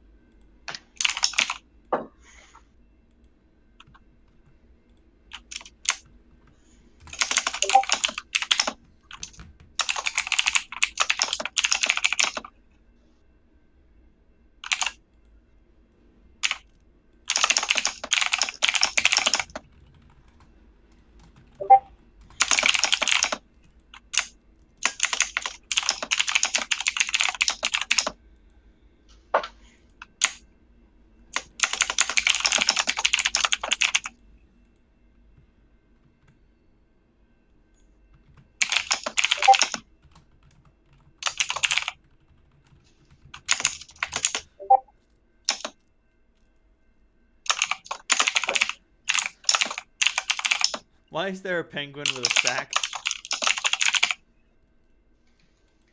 Have you not seen The Wrong Trousers? I don't think I have. Oh my god. Treat yourself. It's like an hour long.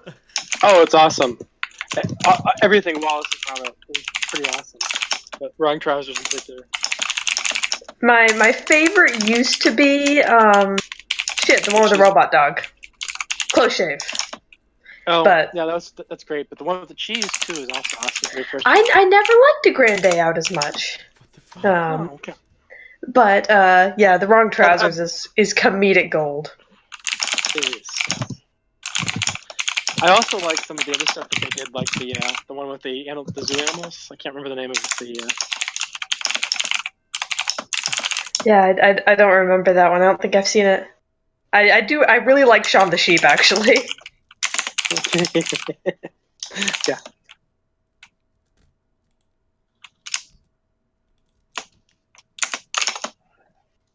Which one's which? Wallace is the person, and Gromit is the doggy. Got it. I love how Wallace is such a goofy-looking dude. He is. He is a goofy inventor. Which is like... And Gromit kind of saves him from his own goofiness. Saves him from himself. Yeah. Well, I mean, this is a classic example of a high int, low wisdom with a, decent int, really high wisdom dog. Yeah. I mean, it seems clear that Gromit is pretty smart, considering he usually helps building the inventions. Yeah. And the following note to mute.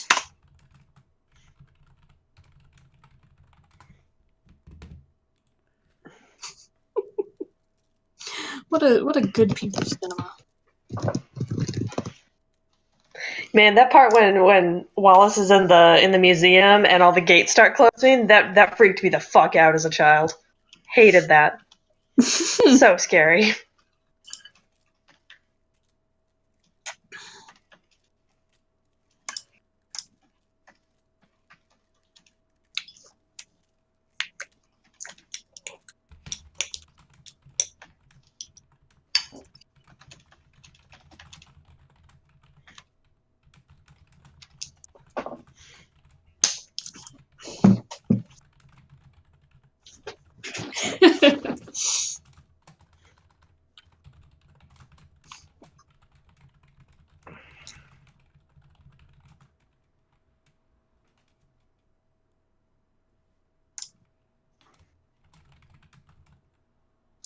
While we're here, I do need some mundane supplies. I'll put that in general.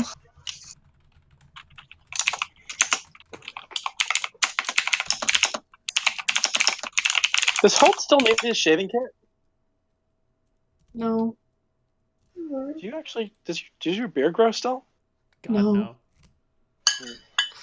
It's still... He still has it. But he doesn't need I remember it. that shaving kit very distinctly. Yeah. We don't talk about it.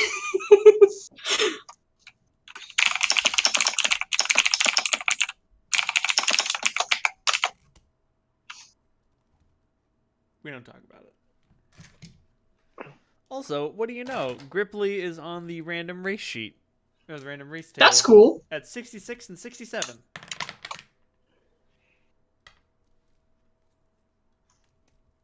Oop, nope, gotta re-roll that. Not allowed. Oh god. Apparently... Gorge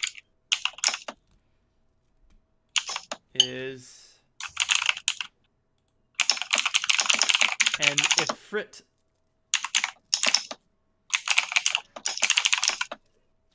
He is drinking thunder water like it's, well, just regular water.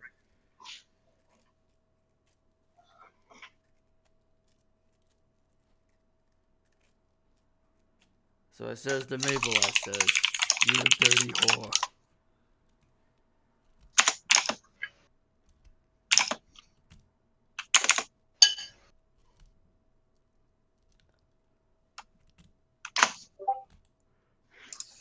And I suppose we'll work out what else we need when we have everyone here.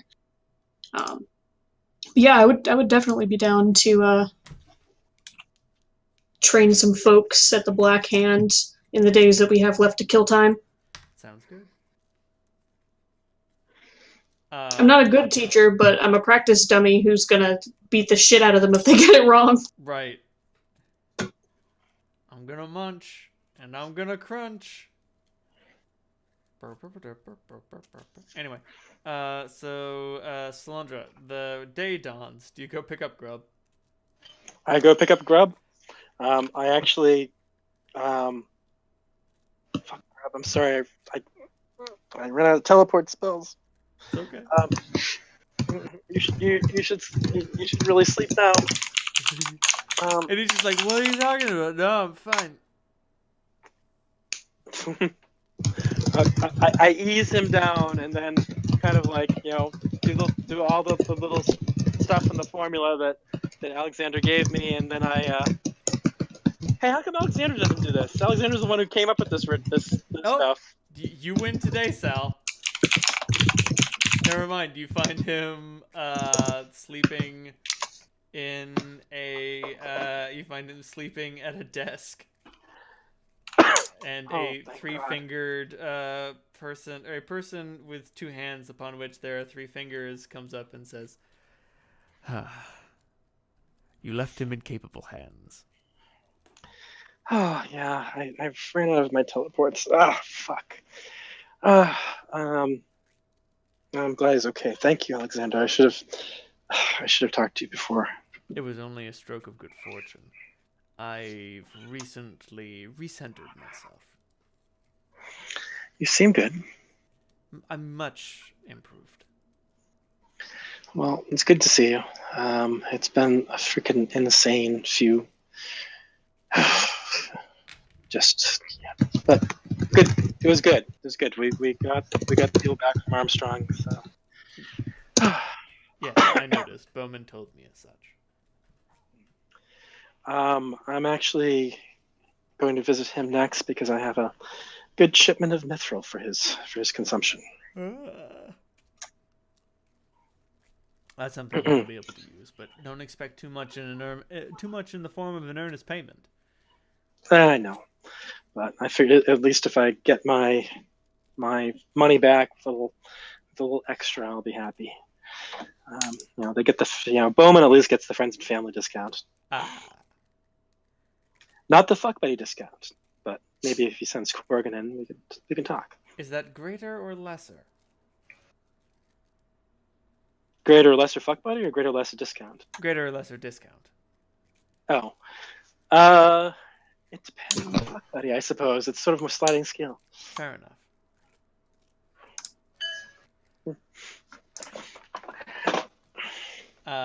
It's really weird talking to you about sex. It just occurs to me. Consider me an interested academic. Yeah, well, some of this is Little Mrs. influence, I'm afraid.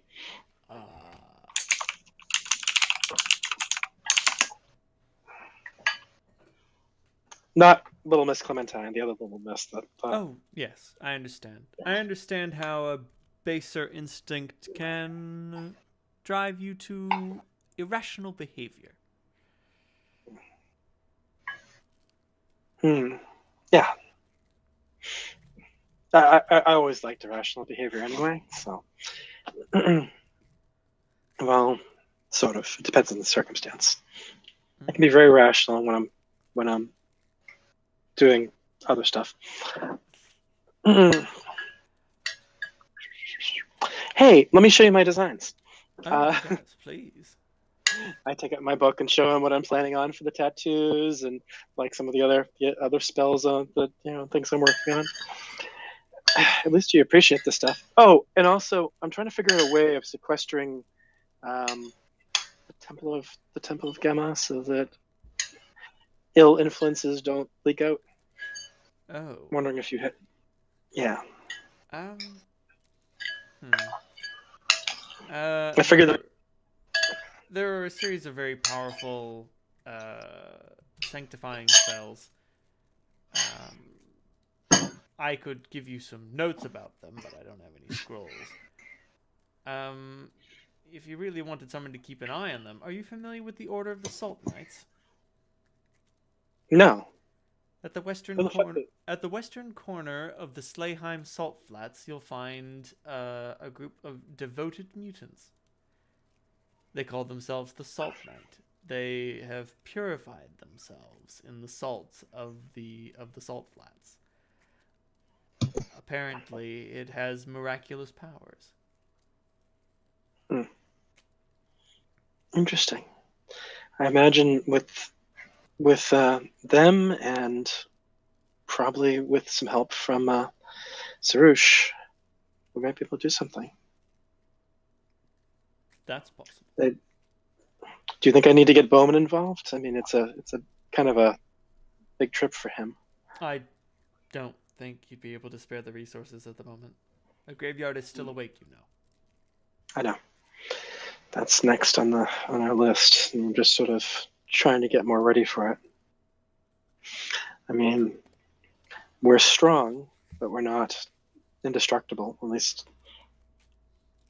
not on that scale. Not Connor levels of indestructible. It's good to know your limitations.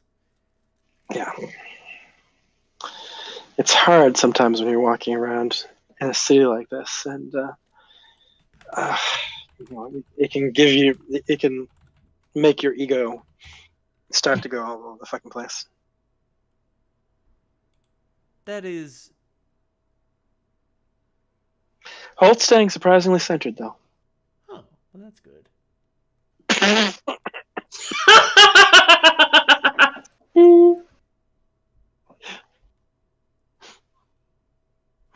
No ego at all. No.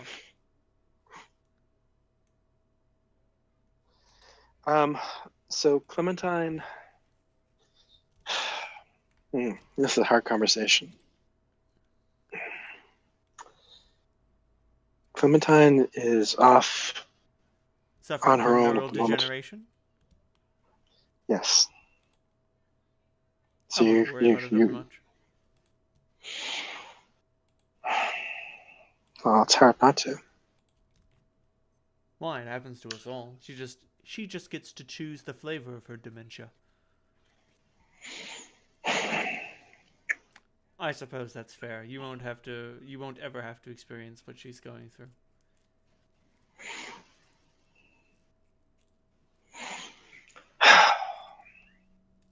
Can't even imagine what it's going to be like to be 1,000 years old. The mind boggles. Thankfully, the 999 years preceding it will give you enough perspective. Well, as long as I can get through the next few months. That is really open to debate.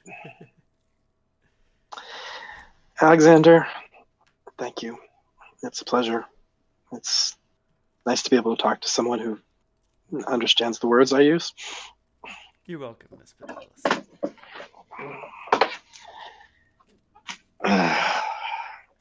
All right, so is Grub? How far along is Grub in the sleep cycle? Oh, he is like ready to wake up.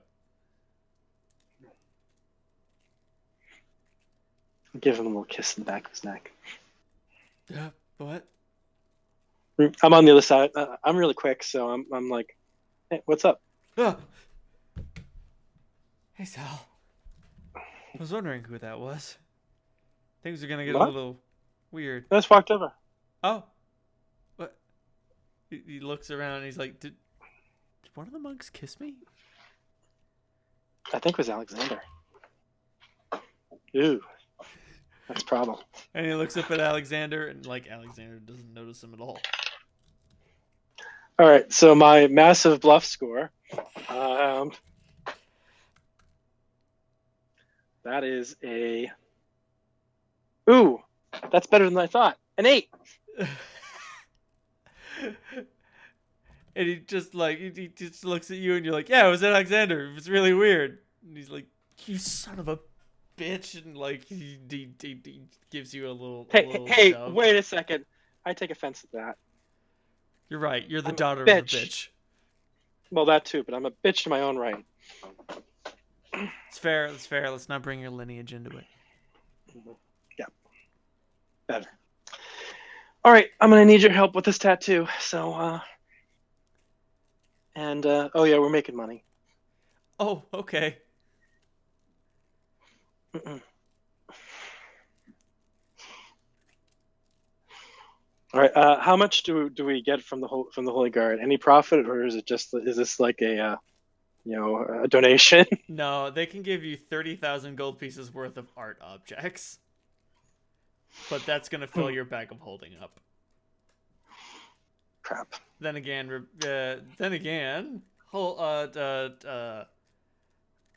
Grub looks at you and just says, "How many places have you sold to?" World Bazaar, Janam, Ankara. Okay, we could basically only sell to Connor at this point, and He's pretty close to them. He's not going to give me as much. that's fair. Number one, that. Number two, you've kind of cornered the market everywhere else, Sal. I know. The returns are going to be extremely diminished if you do another run at all. Well, there's one other place where I can sell it. Where? There.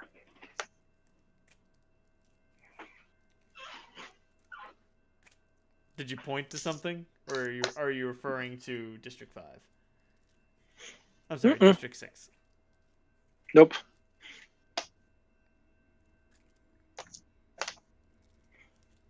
What are you referring to? There. Come on. The consortium. Oh! Okay. Yeah, sure. All right. Okay. You could just leave the stuff in a pile and bring it over there, and then we could pick it all up and put it back in, and we're all good.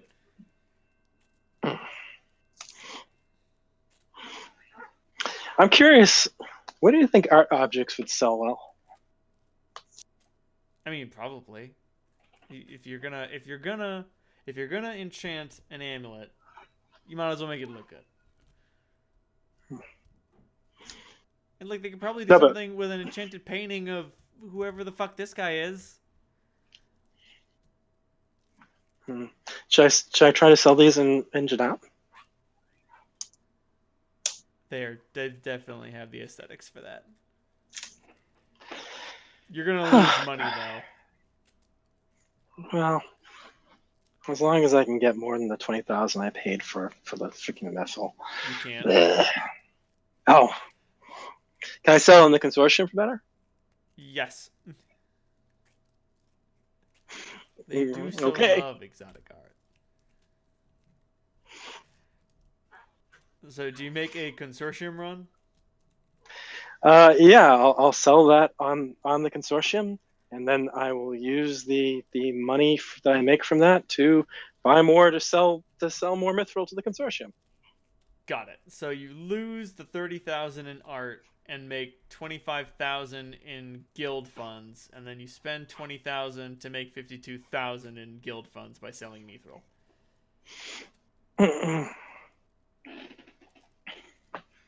Your wizard of the day is... Oh, shit.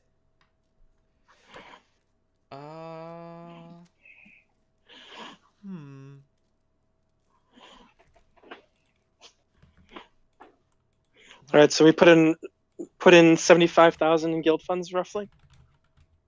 77,000. Yes. Okay. Oh.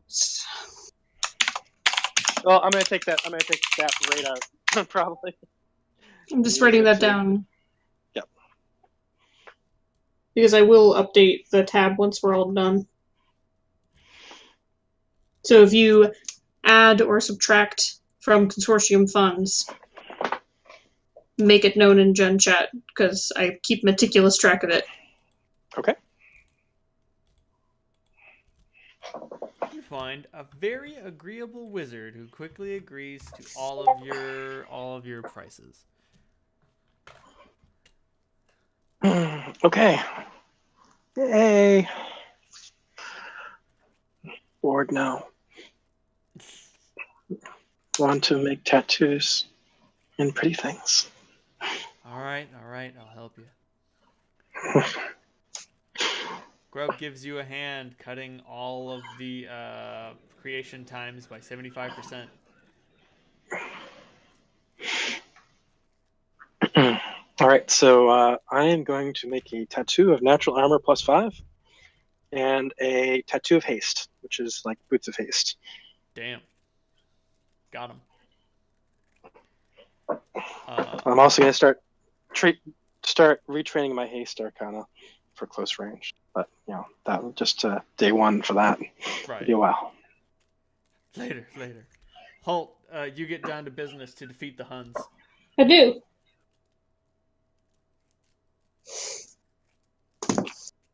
Which is, again, a good opportunity to continue to get used to the fact that I regen in combat now. Yup. Are we using blunted weapons or not? Do you want them to use blunted weapons?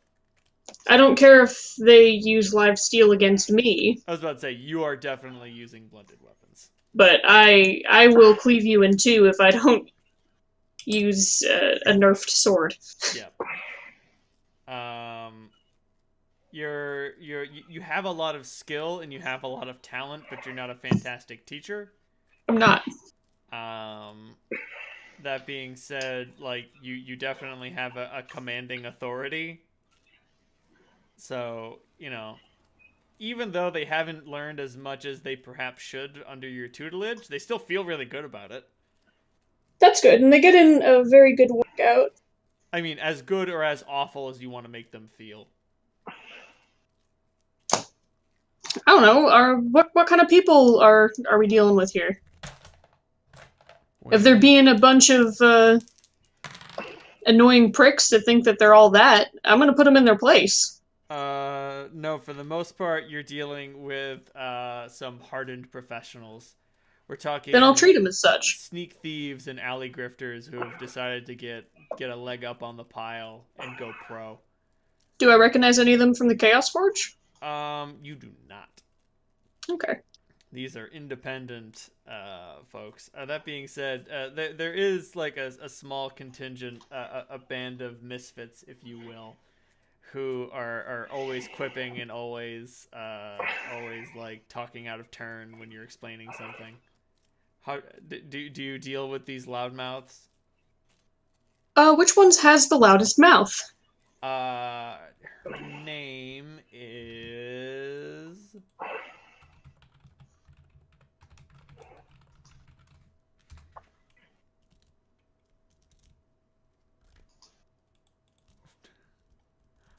Mobster name generator.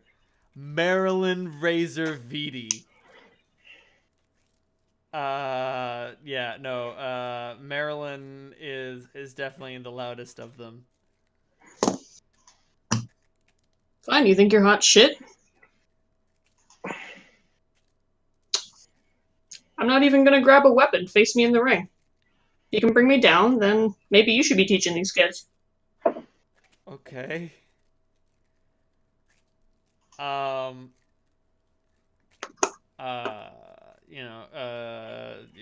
You go up into the ring to a frothing crowd. It's not as big as it used to be, but they're like, oh shit, the Black Hand opened back up for business.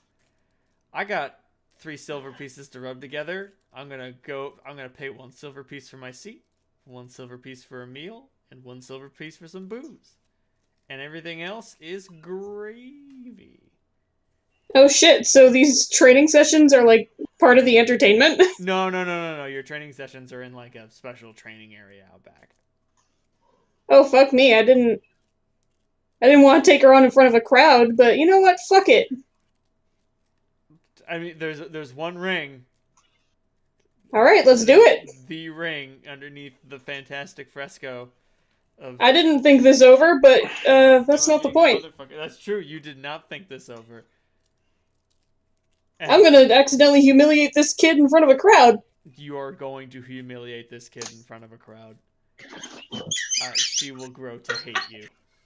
Good. Maybe she'll get better. So what? Like, there is no need to like. She grabs some of the sweet weapons from the top, and she's like a 2-weapon fighter, and she's like.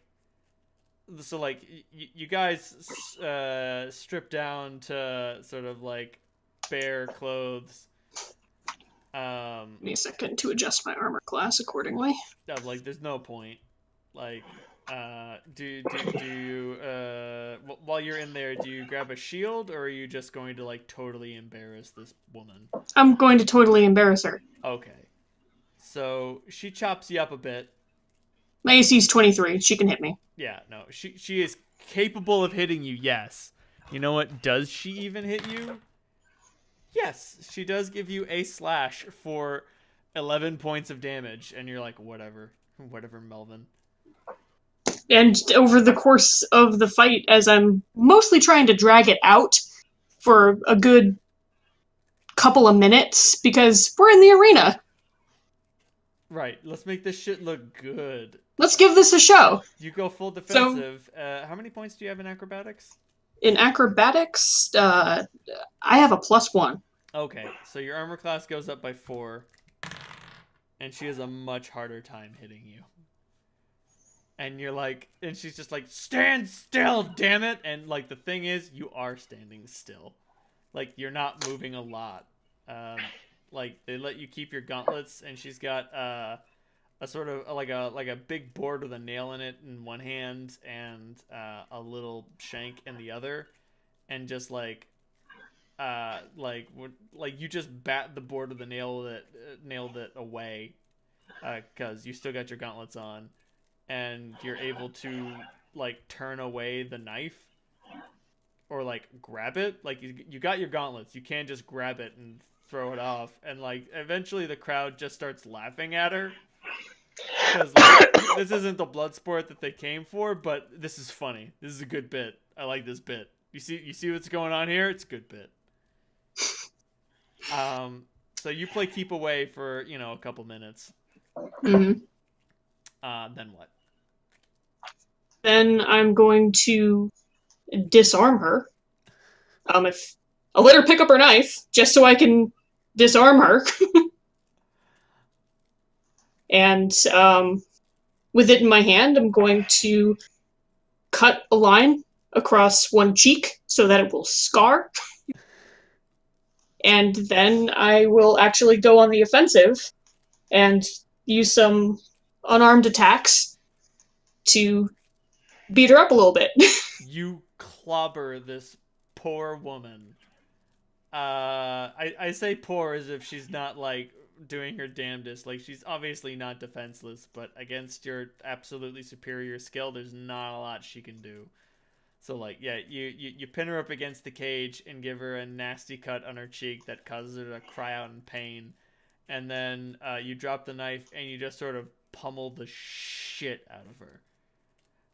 Around the time you hear a sickening crack, you realize it's time to stop. Yeah, I should definitely stop. Has she lost consciousness? Yes. Okay. I'll let her go. There's no, like, everyone shouting, kill, kill, kill, kill. I look up at the crowd, just shake my head and say, she's not worth it. Her blood doesn't deserve to stain the sand any more than it already had. Oh! You drop the mic and the pipe bomb goes boom. Some attendants drag her out. Lobo will be annoyed with you. I don't care. Lobo's not here. Lobo would find this to be a perfectly serviceable lesson. Bowman would be disappointed. But this is the sort of Bowman's disappointed in, like, everything that I've done for the past year. Yep. So. But, like, they like Lobo's nickname in Connor's court is the beater of boys. Like,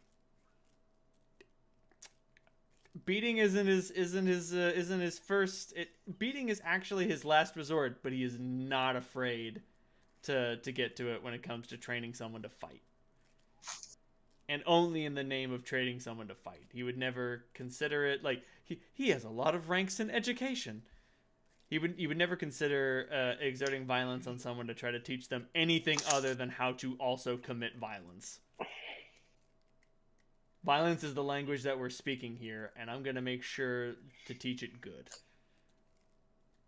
Because if I beat you now, you'll live later. Precisely. So yeah, that's what I do. That being said, he has gone off on tirades against schoolmasters who beat their students. No, that doesn't fucking work. That doesn't do anything. You gotta wait till they're older.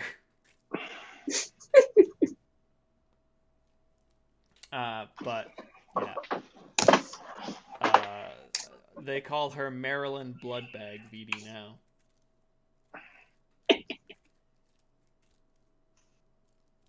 And so the week passes. Does anyone have any questions? To the rest of these poor fucking students. How do you turn the knife away like that? Let me show you. No! First you get wrist control. Then You turn against the thumb, and you pull out your gun! You pull out your gun?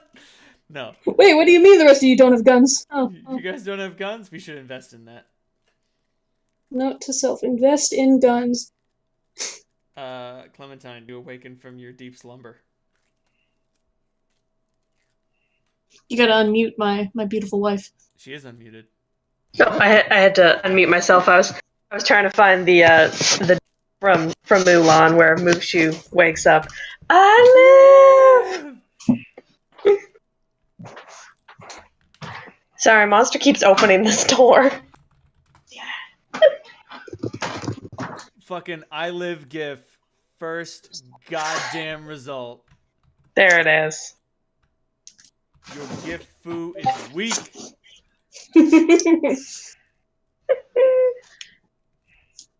Dishonor on you. Dishonor on your cow.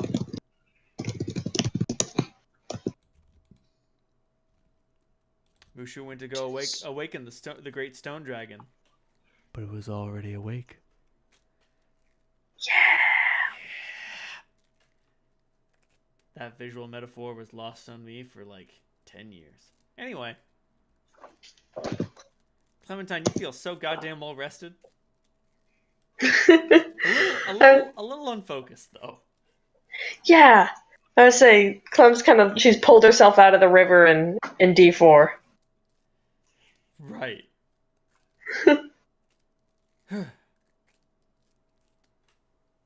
And I kind of look at the nearest urchin or whoever is nearby and say, which way are the 9th and Hennepin? The what? Yeah, never mind. Sorry, Clem. Not everyone knows each other around here. I know, it's like... D4 is actually big. Yeah, it's something that Clementine never understands.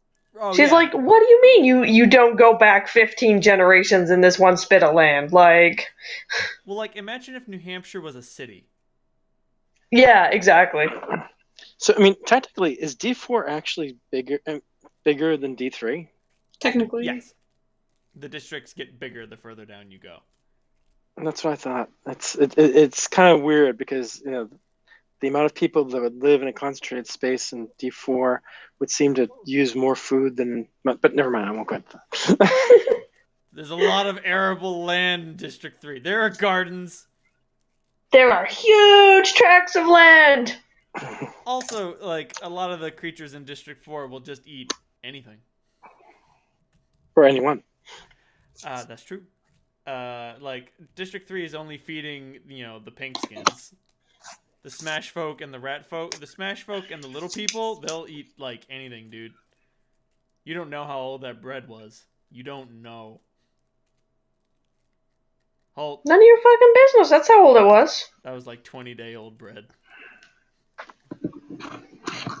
It's got stuff growing in it, Holt. Don't eat it.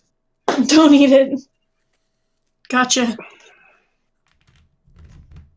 But, like, what the fuck are you gonna do with 20-day-old bread? Let a kobold steal it. That's what you do. Anyway. Clementine, Anyway. you're a little lost. But hey, there's a river, and you know what you can do with a river? Follow it. No. You know what you can do that's more efficient? What? You can summon an animal messenger and then follow it. Oh, I was gonna suggest scry on it. Then again, scrying will only tell you where they are, not... Exactly, and I know where they are. They're at the 9th and Hennepin. I just don't know where I am for that. You summon a rat, you give it a piece of cheese, you give it a message, you get on Toby, and you ride. I'm just kidding. You don't get it. You don't ride on Toby. I was surprised I occasionally ride Toby, but... Hasn't Clementine planted any giant trees near Hennepin? I think she actually, I do remember doing something with like a rooftop garden here at one point. Oh, yeah. Yeah, it was emergency food. That is growing well. It's not aquaponics, but it's on it. You follow this rat until it leads you all the way to the 9th and Hennepin.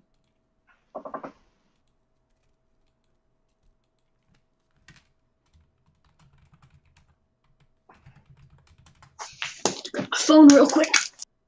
Let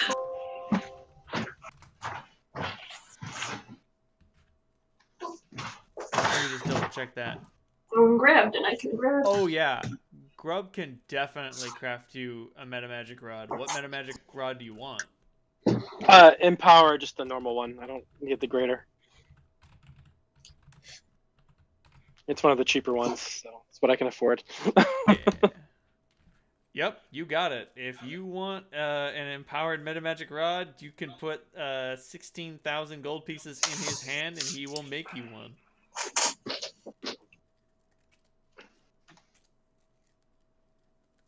Metamagic rods have no school, but their aura is strong. I should mention, a metamagic rod of empowerment weighs 5 pounds. That's significant. There is a heft to this stick. It's like when you pick up like a very waterlogged stick. Goes in my backpack until it goes into brother. The thing that Grub makes, it looks like a chrome pipe. It's almost literally featureless, made out of some sort of like highly reflective metal. It's very strange. It's kind of disturbing.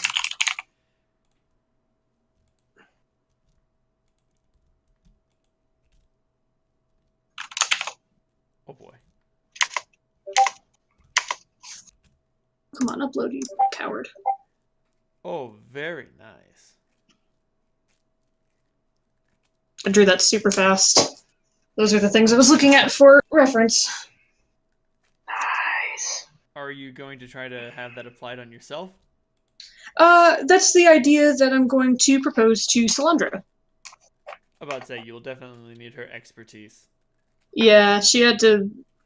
Didn't you have to make the needles +3 last time? Yeah. Yeah, enchanted needles. So, does Holt want an enchanted tattoo? He would like you to explain to him how those work. So, essentially, I can create something that's like a wondrous item, and put it on and add that power to a tattoo. So, I mean, this one, essentially, I presume this is like around the time that I'm done with the. I just pull up my my armor, and you can see that she's got gold dragon scales now. That's in the area, like in her inner thighs, leading up to her hips. And she also has some kind of crackling thunder that's going down her calves. Oh, those are Missed lovely opportunity to make a Thunder Thighs joke. work. Calves, they're calves. Exactly. That's why you missed it. Beautiful and functional. So this makes me a bit tougher. The dragon skills. She takes out like a standard needle and presses it against her skin, and it crimps. Oh, wow. Oh, that's interesting. Yeah, I'm not sure if what our time schedule is. It does take a while to do these things, so. But something smaller I can probably manage pretty quickly. Oh, I mean, these took the best part of a week, so. So that's what you were doing. Yeah, with some help from the lovely lady over there. Holt will give a little wave. You know her. She's good people. I do. She did some work on me, actually, yeah. before it all disappeared in my new form. I haven't told her yet that most of her work is gone. Before everything went to shit. Mm-hmm. So I'm not sure if that one would help you because you already have natural armor bonus. I do. If the natural bonus conferred by the tattoo is greater than his natural armor, you take the higher of the two bonuses. So you would have to do a +4 higher. So no. Because I have natural armor 3. Yeah, that one took me a while to craft, so I'm not sure if again, it depends. If you want to take another week of downtime, I could do one like mine, but. Yeah, we'll wait for Clem and see what she says. I hope she gets back soon. I'm getting worried. Not saying I've been counting the days, but I might have done. You might have. You say, "Oh man, it's not like I've been counting the days." Clementine walks through the door, wild-eyed and bushy-tailed. I would say the rat comes up with its little message. It has this tiny little piece of parchment. Holt unrolls it between 2 fingers. It just says "Hi" and then a little doodle of Clementine. And then she comes walking in behind it. Hey guys, what's up? Clem! Jesus. Oh, not Jesus. Fucking curious tits. She frolics over, bounces up, gives you both a kiss on the cheek. I want to pick Clementine up and spin her around in a hug. It's super effective and super cute. She giggles. Oh, great to see you. It's great to see you guys too. I missed you so much. Are you okay? Yeah. I had a really good week. Talked about a lot, and yeah. I kind of look around and shrug because Clementine don't give a fuck. Kind of sits down at the table with everyone. So basically, spent the week communing with Gaia. My brain it's not broken exactly, but it's changed a lot. And it's never going to be normal again, or, like normal like I used to be, but that's okay. So pretty much what I have going on right now is that I can either be like this, or I can not be like this, and I get to choose which one I am, but there's positives and negatives to both. Kind of like, everything in life. Yeah, okay. I'm glad you can go back and forth. I the reading kind of made it clear what was going to happen, but I didn't get that part. That's good. I was afraid I was going to have to do one or the other and forever. No. It can be both. There's no middle road anymore, but I get to choose the high road and the low road. You know? Yeah. Yeah. And so, for right now, I really missed you guys, and I thought that it would be nice for you and for me too to kind of have me back to like my old self for a little bit. At least until we go back underground. Things will be a little more serious then, and I'm gonna have to bring my A game. So you may find new, quieter Clementine then. But she's good too.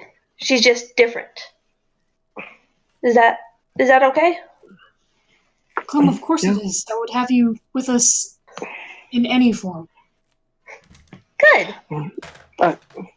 The quieter Clementine seemed really nice. I was just worried. Yeah, I was too, but I had a really good talk, and it was just really nice, you know? You communicated with the genius loci of this plane of existence, or at least of this physical structure. Interesting. Yeah, and it's fun because doing that, I got to bury myself in a giant beehive. And I think that spending a week in honey really did some wonders for my skin. It did. You're so soft and supple. I reach out and touch her hair, and I just lick the tip of it. Does her hair still taste like honey? Yes. Yeah, there's only so much river water can do. I'm gonna need a bath here. I mean, you say you need a bath, and I mean, do you? Then again, it is, good for my skin, good for my hair.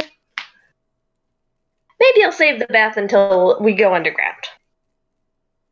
Okay, I could just make it go away if you want to. Oh, if you could get rid of some of the hair stickiness, that would be really nice. It keeps getting stuck in my mouth. I will prestidigitate the hair stickiness and any dirt and debris from the river, but I will leave as much honey on her skin as possible.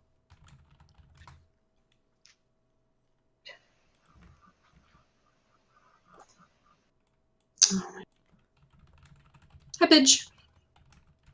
Sorry, if you guys said anything, it was all lost to the Discord. Oh, I said that I will prestidigitate away the stickiness of the hair and any river-borne dirt and debris from clothes, and leave as much honey as possible on skin. Aw, thanks. And I'll just toss a little nasty ball of gross stuff into a corner.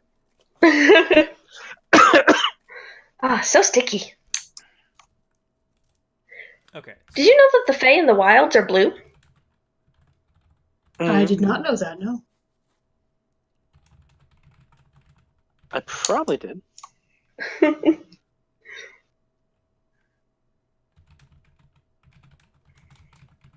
gonna have to visit the wilds. Yeah, we do. I could do without. Holt, Yeah, Holt, I need to go you're back an to abomination, which means you're a double abomination in the wilds. You like metal weapons. It's I'm fucked mostly up. made of metal. It's fucked up and it's wrong. Bad and wrong. I don't know, just polymorph me into something less offensive. I can't do that. You did. You did before when we were birds. Yeah, it's different. That's not polymorphing. It's a different spell. Different magical principles, you know? I mean, you I could, know knowingly to Salandra. you could baleful polymorph Holt into a newt. Or a kitten. Just remember, the duration of baleful polymorph is Permanent.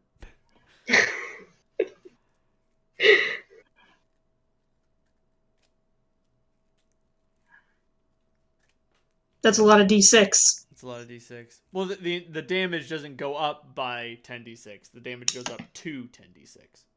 Yeah, that's still, I think, 3 more D6. That is 3 more additional d6, but the big thing is the save going up. Yeah, that is the big thing. Right now it's 16. Yeah. The other thing that I thought would be really cool for Holt is that I have a spell called Phantom Steed. If there was a way in which I could make a tattoo for him to summon a Phantom Steed, that would be fun. Oh, dude, that'd be baller. Yo, I don't have any feats for mounted combat. Oh. And no skill in ride. They are not really good at combat. They're really for transportation. They fly. They can run on water. They can go 100. They go a lot faster than we do. I'm certain that I could find utility for it, but we teleport mostly everywhere. That's true. That's a good point. It's fucking Eventually, cool. we are going to go into a building. You do realize that. Yeah. Also, I was just informed that won't really be a huge problem. Having Teleporting a steed. into a building? Or No, sorry. No, I made a mental jump in character and in real life.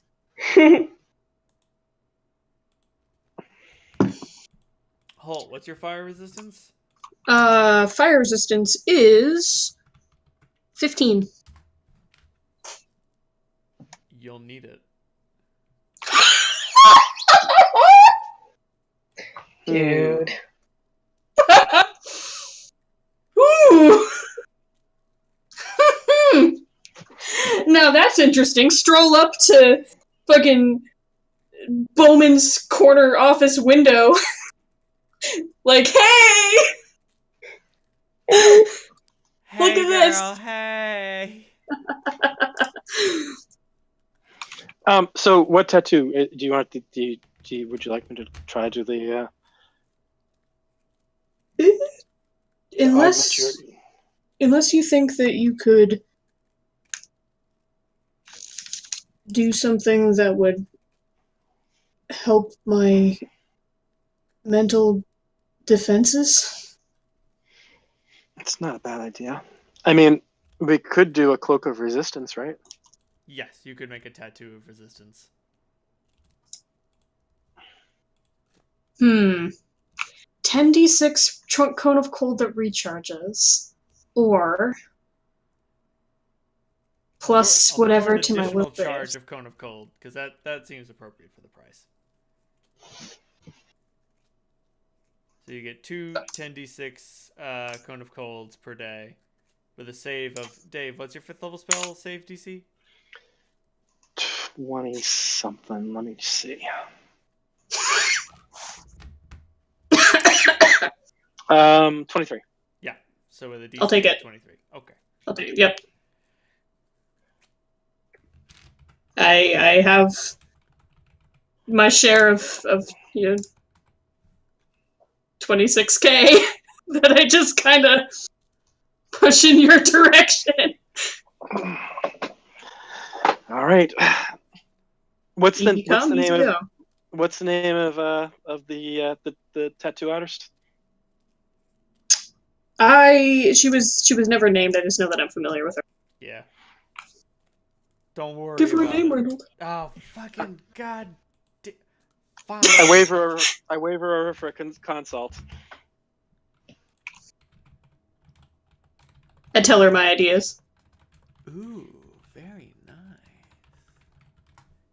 I can work with that.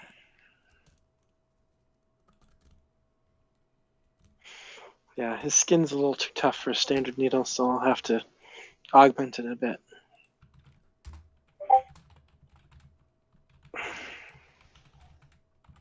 Orsa. So is she actually better than me? At how many ranks do you have in craft tattoo? Well, I have a plus 16, but it's 5 ranks. Oh, she's got way more ranks than you. I think overall her score comes out to the same because she's got like skill focused craft tattoo, and then she's got another ability that improves her crafts, and she's got gnomish crafting things. And she's plugged 7 ranks into it. I mean, her class is expert. So she's got skill points for days. So actually, so you got a plus 15, you say? 16. Yeah. 16. Nope, never mind. She's only got a plus 15. So I have. Wait, one last thing. Let me look up skill focus because if I recall correctly, skill focus. That's a plus 1. Better. Oh no, skill focus is a plus 3. But if you have 10 or more ranks in this skill, the bonus increases to plus 6, which she doesn't have. But yeah, it's like 3 and 2 and 2 and 2. So I think you guys are actually literally dead set. Well, that seems ideal for a good collaboration. Wonderful. Also, Halt, a medallion of the Mind Sentinel, is only 3,500 gold pieces. Oh. It only gives you a plus 2 bonus, but it allows you to roll on advantage against domination or confusion effects. Now that is interesting. Oh, but it costs. Bear in mind, it costs double. Well, it costs normal price actually if I'm crafting it. So it's just the tattoos are more expensive than the actual item. Yes. But here's the thing: if you roll to avoid getting dominated or confused, it crumbles to dust. Never mind. Let me see if I can find something better. That's why it's cheap. That's why it's cheap. I mean, if you wanted to increase the price substantially, you could. Oh no, that's what the Steel Mind cap is for. Steel Mind cap. It costs 33,600 gold pieces. The cap has a rudimentary fundamental intelligence. If you'd ever become dazed, stunned, confused, or dominated, okay, so if you get stunned, you become confused or staggered, but while you are dazed, you become confused. And if you're dazed or stunned, it takes over your body. And for 5 rounds, it basically puts you on autopilot. Wait a second. This is not a good thing. This not a good thing. It makes you confused so that you may just start killing everybody around you instead of being dazed. No. That's what it says on the tin. That is what it reads as it says, but I'm not going to make it do that. Okay, Instead, just want to make sure. Like basically, that sounds really bad. Yeah, if you ever get dazed, stunned, confused, dominated, or otherwise mind controlled, you can turn over your consciousness to the Steel Mind cap, and it'll put you on autopilot. And you will basically you'll do helpful things. I'm helping. You'll say as you just sort of like walk around kind of robotically. Alright, that's going to take a while to craft. If you want someone to make you a cap of the Steel Mind. No, thank you. I have enough things poking around in my head. It'll throw off my whole aesthetic. That's true. You have to craft around your horns. Well, it can also be a tattoo, but again, it takes a while to craft. Right.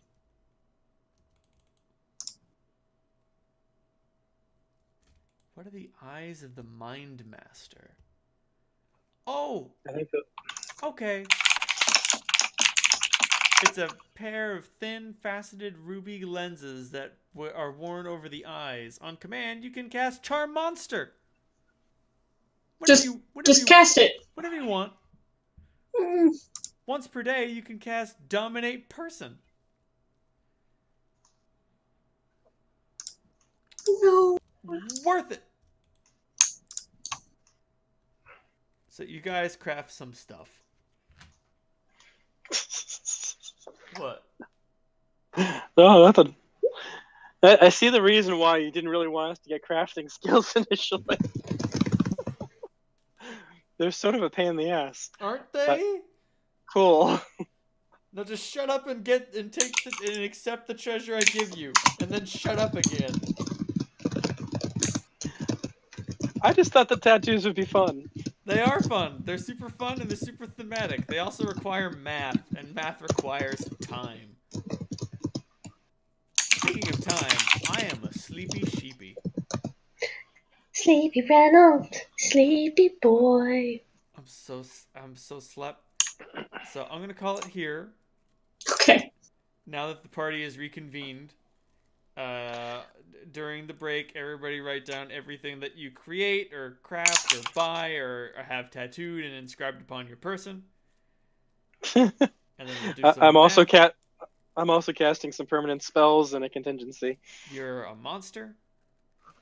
Everybody gets 10,000 experience points for you know what? 5,000 experience points for a fantastic So session. fun. It was a shopping and crafting session. Excuse you, I did things. That's true. Holt Sure. did commit fucking wholesale murder. I did. Yes. Of course, it was so casual you could almost miss it. But Blink and you'll miss it. Yep.